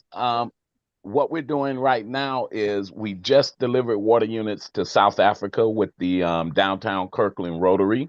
We're also working with Seattle University on actually engineering our latest solar water units that will now be AI, and sensors will be on the machines that tell you when you need to change the filters on the solar carts and on the water treatment plants. So we've teamed up with Seattle University to start a program where the machines will be smart machines, just like smartphones, where in the past, a person would have to come and check the filter. So say if they missed a week or two and didn't check the filter, you could have contaminated water from a machine that was supposed to give you clean, fresh drinking water. But now with the sensors and AI tools that the children at the universities, the students will be inventing, it'll be real time and give you an alerts, and sensors will be, if the water is contaminated, the machine need to be the maintenance on the machine, the filter need to be changed. It'll all be doing AI, and you can do it on your phone, which is really great. So we're glad to team up with the university, Seattle University. We also teaming up with engineering technical school in El Salvador, because we'll be doing projects there. And what we'll be doing with Seattle University will be for the Hopi and Navajo Reservation, these new units that we'll be putting out there. And we have one of the manufacturers we're working with that might be having BYU join us also. So a number of different universities with the engineering departments, AI departments, to make the machines even better and more efficient, which is really great. So that's the latest on what we're doing now. Well, that's awesome. That's awesome. So again, we dedicated my book, Cool Acts of Kindness, to you, Leon. We're at the end of the book. It's chapter 7. It's called For the Love of Water. We have the characters on here on displayed on the Mark TV, through the Disability Channel, and the World of Ability Network podcast. So the characters are Greta Thunderbird, the camp director. We have Robo Motivation, a robot with a heart.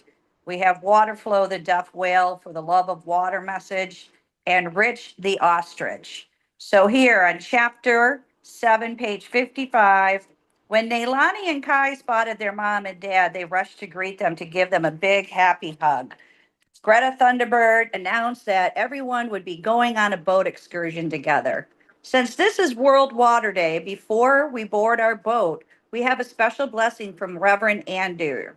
She said, Reverend Andrew is a Hawaiian priest. He dressed as his favorite colorful aloha shirt and wore a white hat with a brilliant blue and gold feather lay around it.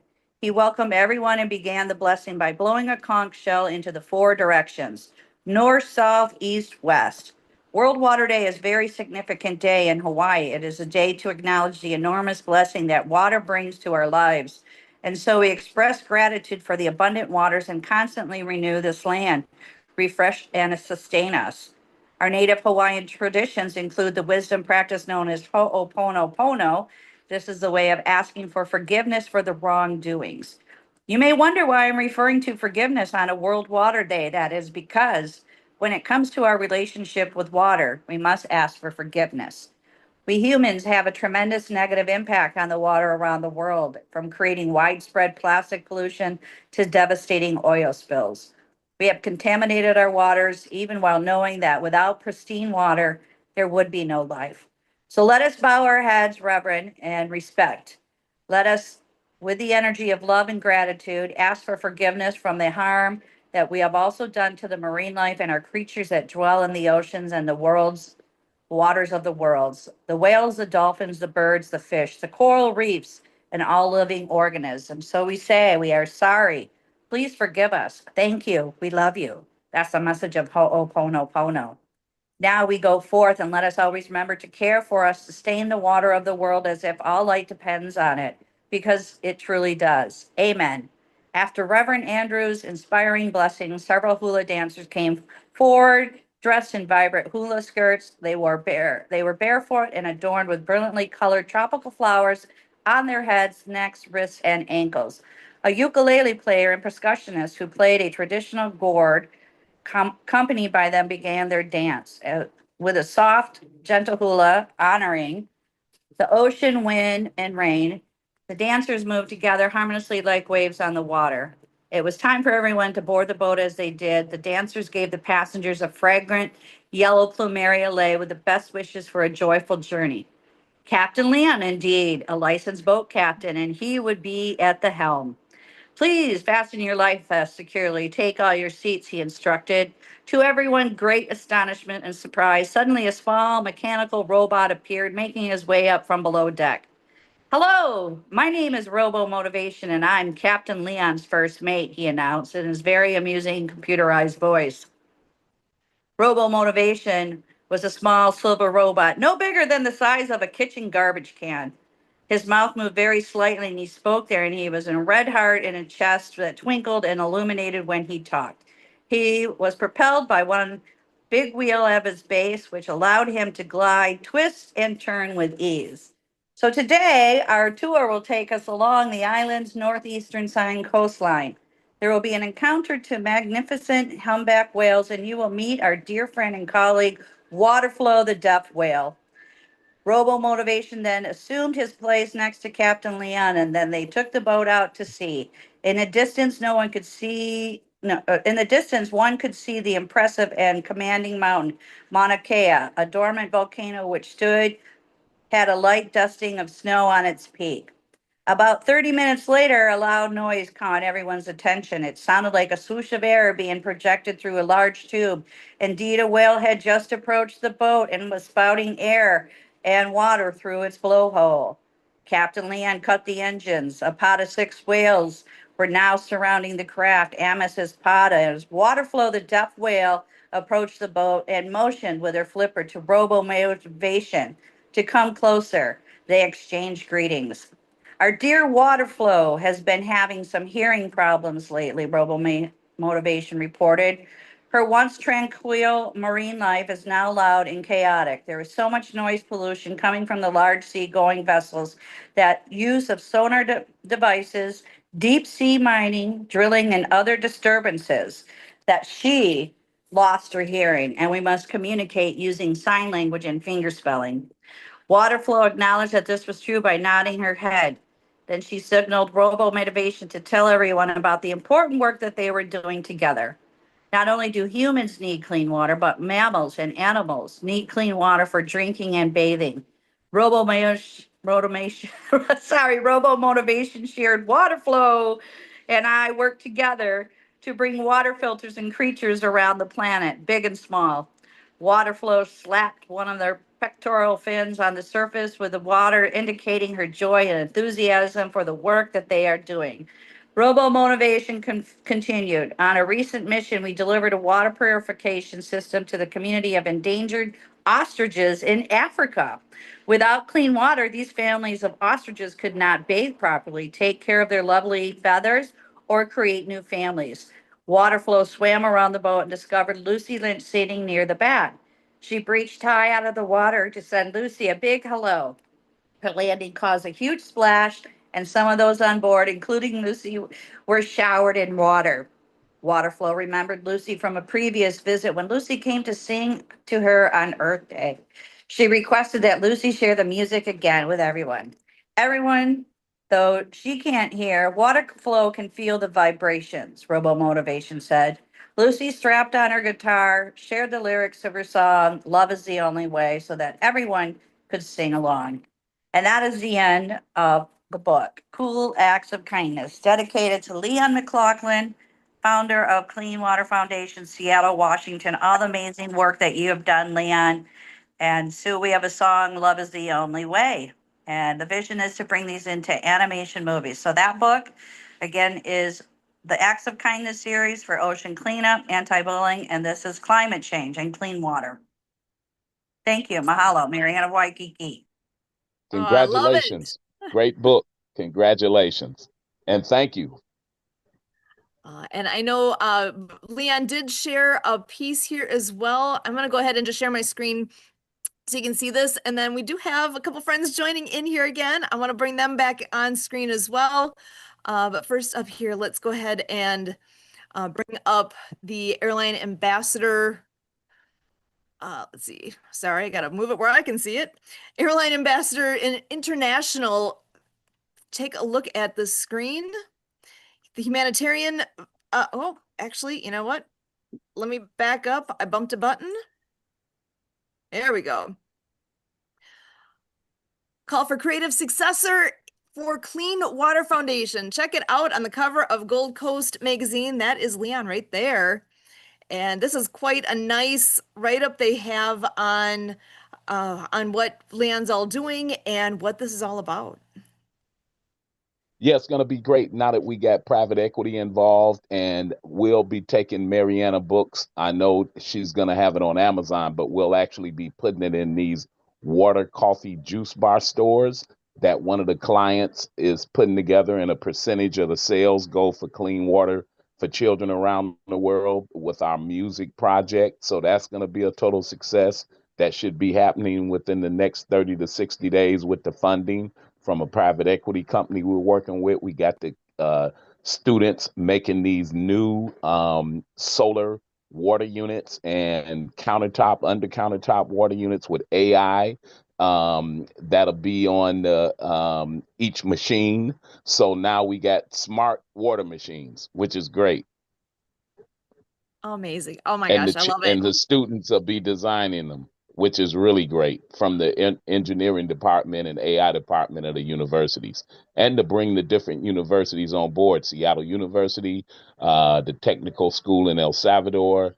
We may get the school in Utah, BYU, involved. So this is going to be a great collaboration. And like I said, to have Mariana books on Amazon and also in those stores with the private equity company, I think is going to be awesome. So things are going great.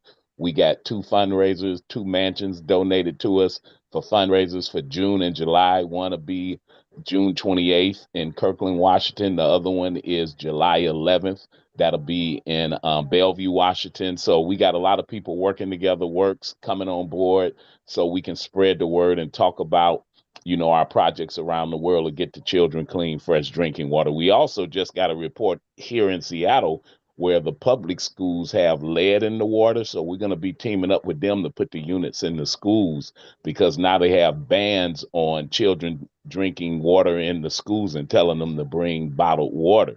But as you know, even with bottled water, if you got the plastic in that water from the bottle, you still contaminate it. So it's a bad situation out here right now. Wow. Amazing. Well, I'm grateful for all of the amazing work that you're doing, Leon, to make a difference out there and make sure that everybody has clean drinking water. I do have John Kennedy joining us here as well. John, I want to make sure you have a chance. Come on in and say hello.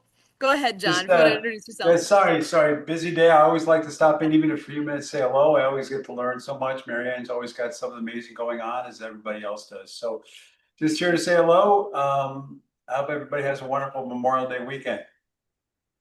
Thank you so much. And take just a moment and let everybody know what it is that you all do too. Yeah, so basically I'm and actually late. So for 20 years I've been helping people with a program the military contract we developed almost 20 years ago to improve brain function, faster, more focused. Everything we do flows through our brain. So we've had tremendous results with everything from professional athletes, entrepreneurs on one hand, to autism, ADHD, strokes, anything else on the other side, because we rewire the brain. And fortunately, recently, while I'm doing all the work, researchers have been finding out why my program is so effective. So we actually physically changing the brain very, very quickly, immediately actually, to be more efficient. It helps overcome any kind of issues. So I'm actually now using that research in some of my materials. So that was kind of really cool to get that neuroscience back, actually back up to what we do. Again, I'll put my information in the chat. Love to talk to you guys some more about it. But since everything flows through our brain, if our brain is more efficient, we can rewire it to be better. So thanks, Sue. Yeah, I really love it, what I do. I said someone earlier, she's got 3 autistic kids. We're going to help them. My partner is working with someone with Guillain-Barré disease who actually can now regain functionality so much he's going fishing today. So pretty amazing stuff. That's awesome. Oh, you're doing big things and making a difference out there. I'm so glad you come on and join us here too. Thank you so much for being here. And I actually have to shout out to Marianne. She actually sent me some research a few weeks ago that was very relevant. We've actually incorporated that into our work. So thanks again, Marianne. Excellent. So, Brian, I want to give you a chance to reflect a moment on what thoughts you might have. And I know Helen has her hand up too, but Brian, go ahead. If you want to just anything you'd like to share here at this point there's been a lot going on here today. I love this. Yeah. Although nothing about today, but last week was pretty cool. I got to riding around in a race car. Oh my gosh. Okay, a little jealous. That sounds amazing. Oh, I love that. And actually, I don't know if I'm frozen or if, oh, there we go. I think we're back. Yeah. So riding around in a race car. My goodness, that sounds good. Yeah. Yeah. That was fun. Hey, Lucy, you got more splaining to do. Tell us about the race car. So I have a friend of mine from one of my networking groups that her and her brother, well, her and her family, that's part of what they do. They ride around in race cars. And she told me, I don't know, a couple months ago, she says, hey, if you ever want to come out and ride in the car, like, okay, all right, I'll try it. Yeah, that was going 60 miles an hour around a curve was a little intense. Something everyone should do along the way. At some point, gets you a whole new respect for the physics of it all too, and an adrenaline rush. I'm sure. Oh yeah, I that particular track, I had, I don't know, 20 something.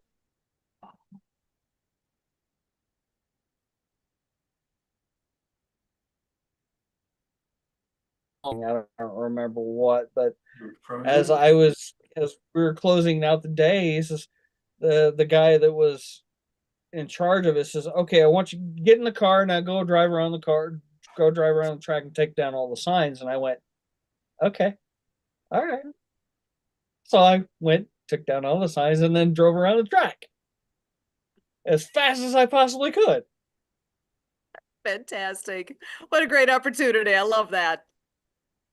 It was fun. It was really fun.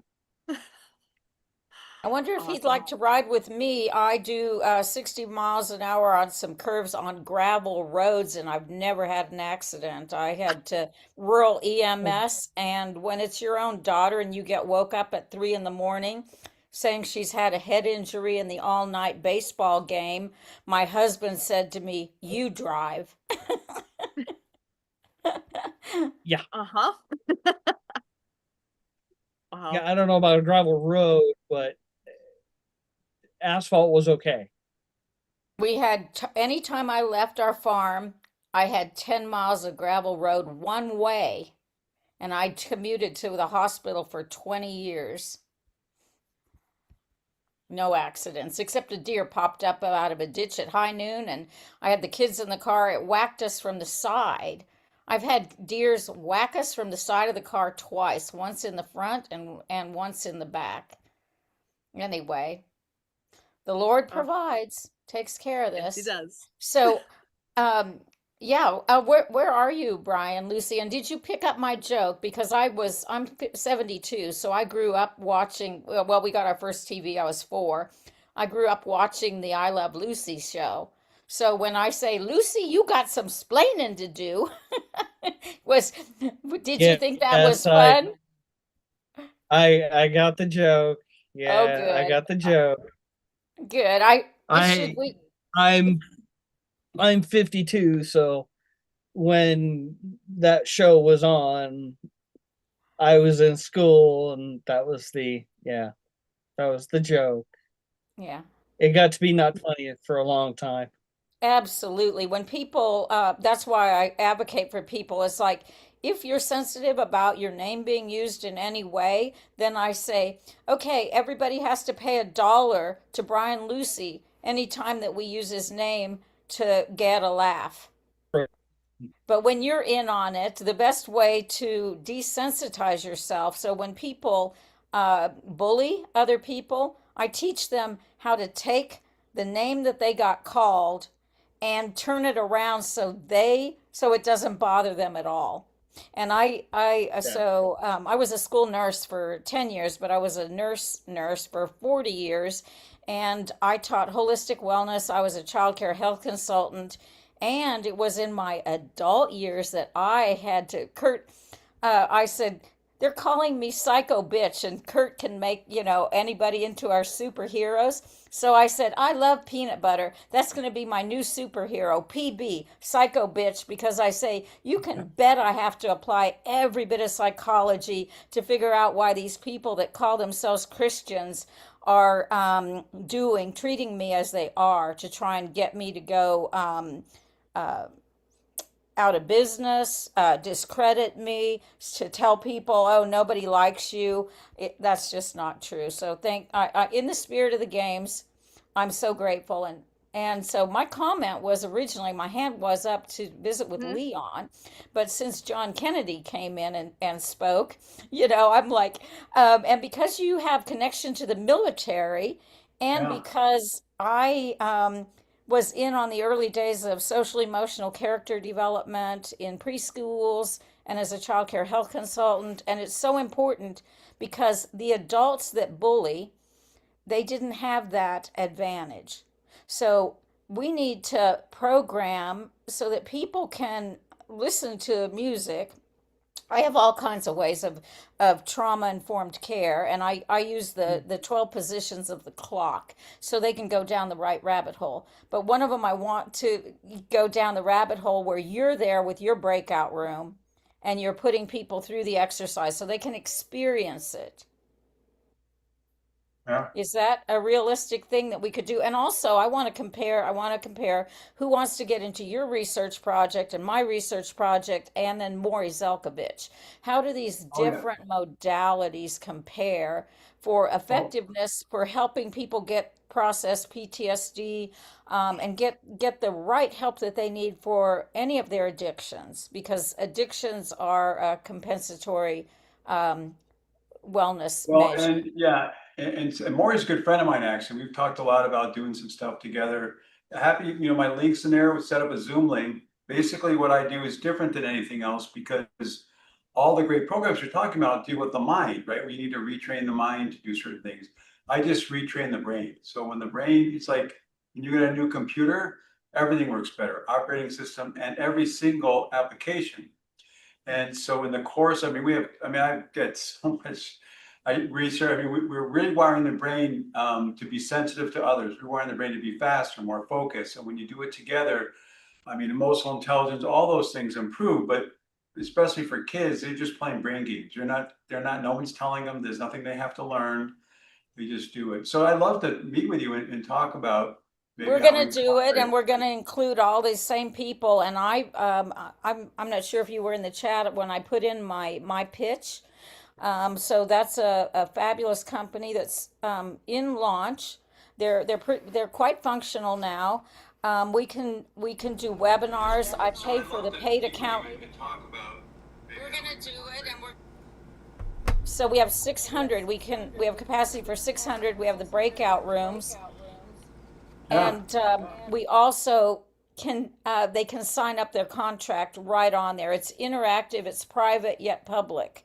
We can, the people that run the controls control how it's interactive. So you can Cool. bet I'm one controlling woman, and we're going to be finally playing clocking in with my Our World Has Time for You, which is in memorandum, since it's Memorial Weekend, a shout out to Dr. Richard Rockefeller for all of the work he did around the work, and the fact that they used his money well. He went to college. He was a family doctor. So I have two favorite forms of doctors, MDs. That would be the family doctor, and that would be the internist.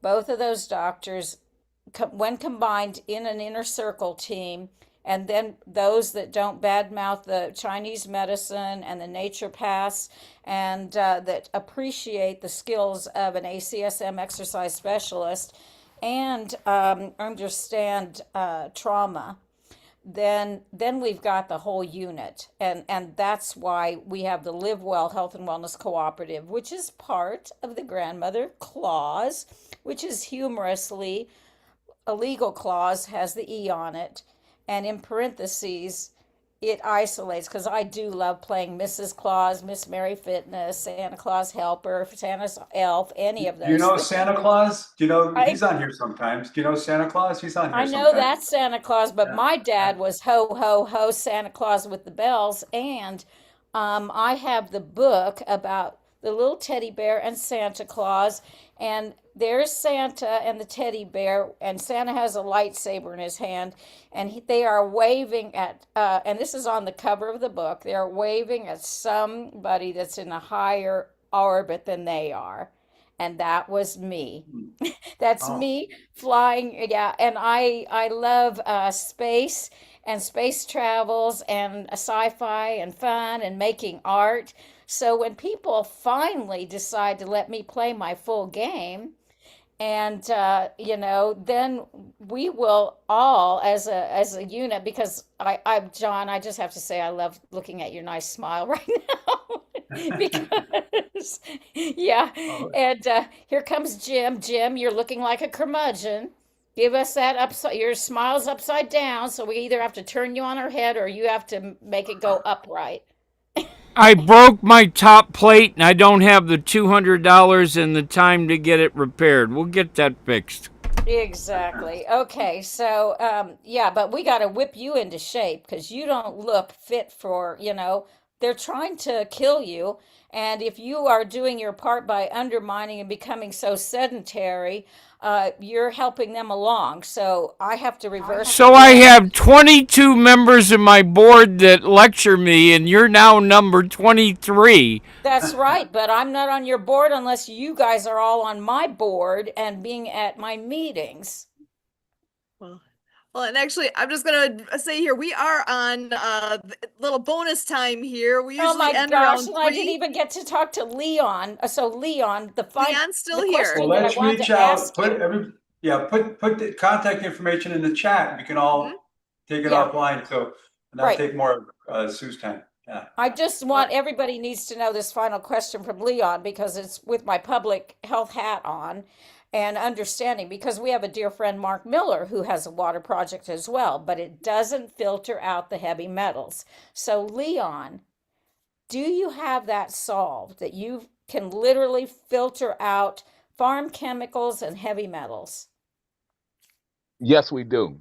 Actually, we get a Yay! water sample and we custom make the machine to what the water sample in the water is. Because you may have sand in water if you're in certain areas, metals, you got Yeah. uranium, arsenic. So it just depends on what's in the water. And then we custom make each machine for that region when we do the water sample. Oh, that's so And fabulous. That is applied sciences, and that is the art. And I graduated from Kansas Wesleyan, which was a liberal arts college. I was a science major before I went to nursing school, and I am second generation scientist. My father taught me only the best. And in order for me to do my best, I have to surround myself with people that have the same standard, that have proof that they produce the work. And so thank you, Sue, for letting me get it all in. We now have a complete world of ability now, not in the future, right now, problem solve anything. Okay? And Are we, and check here's out my that link EMS that I put Joes. in the chat. Yeah. Put all Okay. Yeah, Are check we out the clear? link I Clear? put in the Everyone chat. clear? Yeah, so I'm here at my doctor's office. Just to let you know, I'm having this happen with Dr. Myra for my ongoing vertigo, inflammation in my back and my wrist and everything. So I'm going to have a healing today. And this is my third visit, and I love it. And so thank you again so much, everybody being here, especially you, Leon. And John, thank you so much for sharing that article. That's the good news. And and Sue, if you Thank could play you. "Love Is the Only Way," that's the soundtrack. We'd appreciate it. Back to you. Aloha, mahalo, adios, amigos and See you, amigas. I'm Marianne. Marianne of Aloha. Waikiki. Thank you so much, everyone, for being here. I am going to close us up with that song, Love is the Only Way. If you want to stick around and continue the conversation after, I'm going to go ahead and play the song and end the live stream. But I hope each and every one of you understand how much we appreciate you and what you do here for World of Ability and with each other, because that is what it takes, is all of us coming together to create this world of ability. As always, from each of us, we genuinely thank you. Make sure you put your information in the chat, everyone, so we can continue offline. Love is the only way. Love is the only way. John, do you have a link that you can sponsor, or do you want me to pull one up that we can sponsor? One person ought to take the lead. You go right ahead, Jim. I've actually got to hop off, but I wanted to stop you and say hello. Go ahead. Put your information in the chat. All right, give me a second. Ellen, make sure your information is there. John, make sure your information is there. I came in late, so you may have to put it in again. Seeking love, it's seeking you. Seeking light, 'cause light is you. Finding ways to let your heart beat. Finding ways to let your heart beat.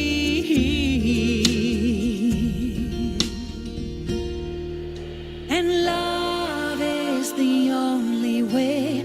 Love is the only way. Love is the only way. Love is the only way. Love is the only way. Love is the only way. And then make a move now. All right, I put it in the chat. There's a Google Meet link in there, and I'll see you at Google Meet. All right, John, thanks. And Helen, great. Got your stuff.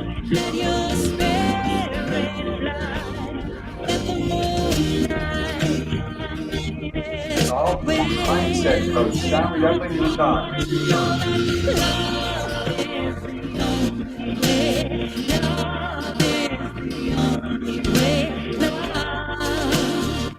Is the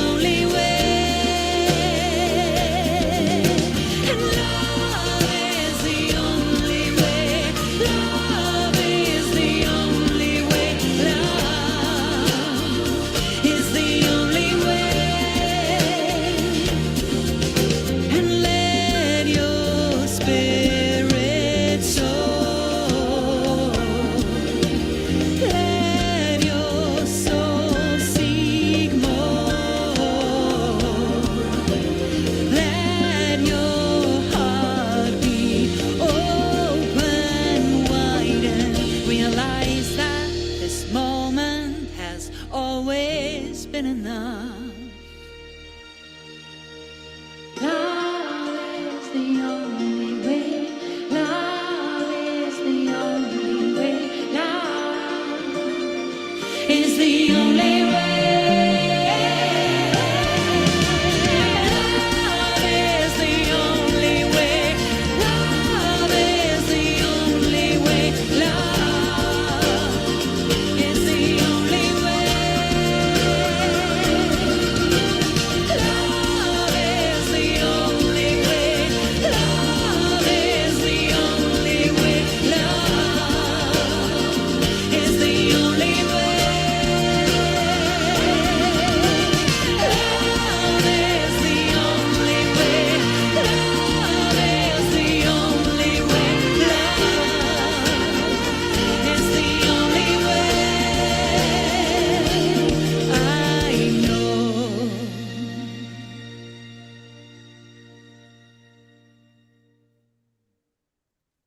Thanks, Sue.